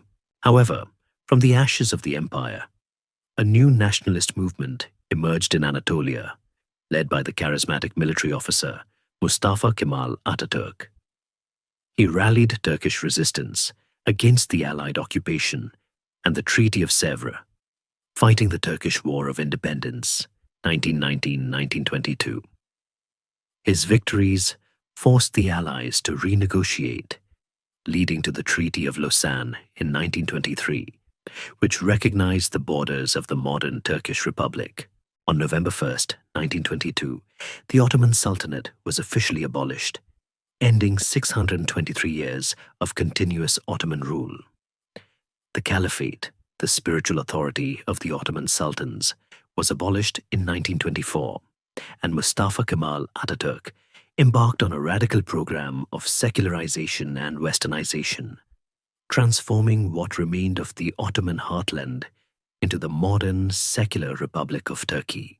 The once vast, multi-ethnic, and multi-religious Ottoman Empire was no more, replaced by a nation-state born from its ruins.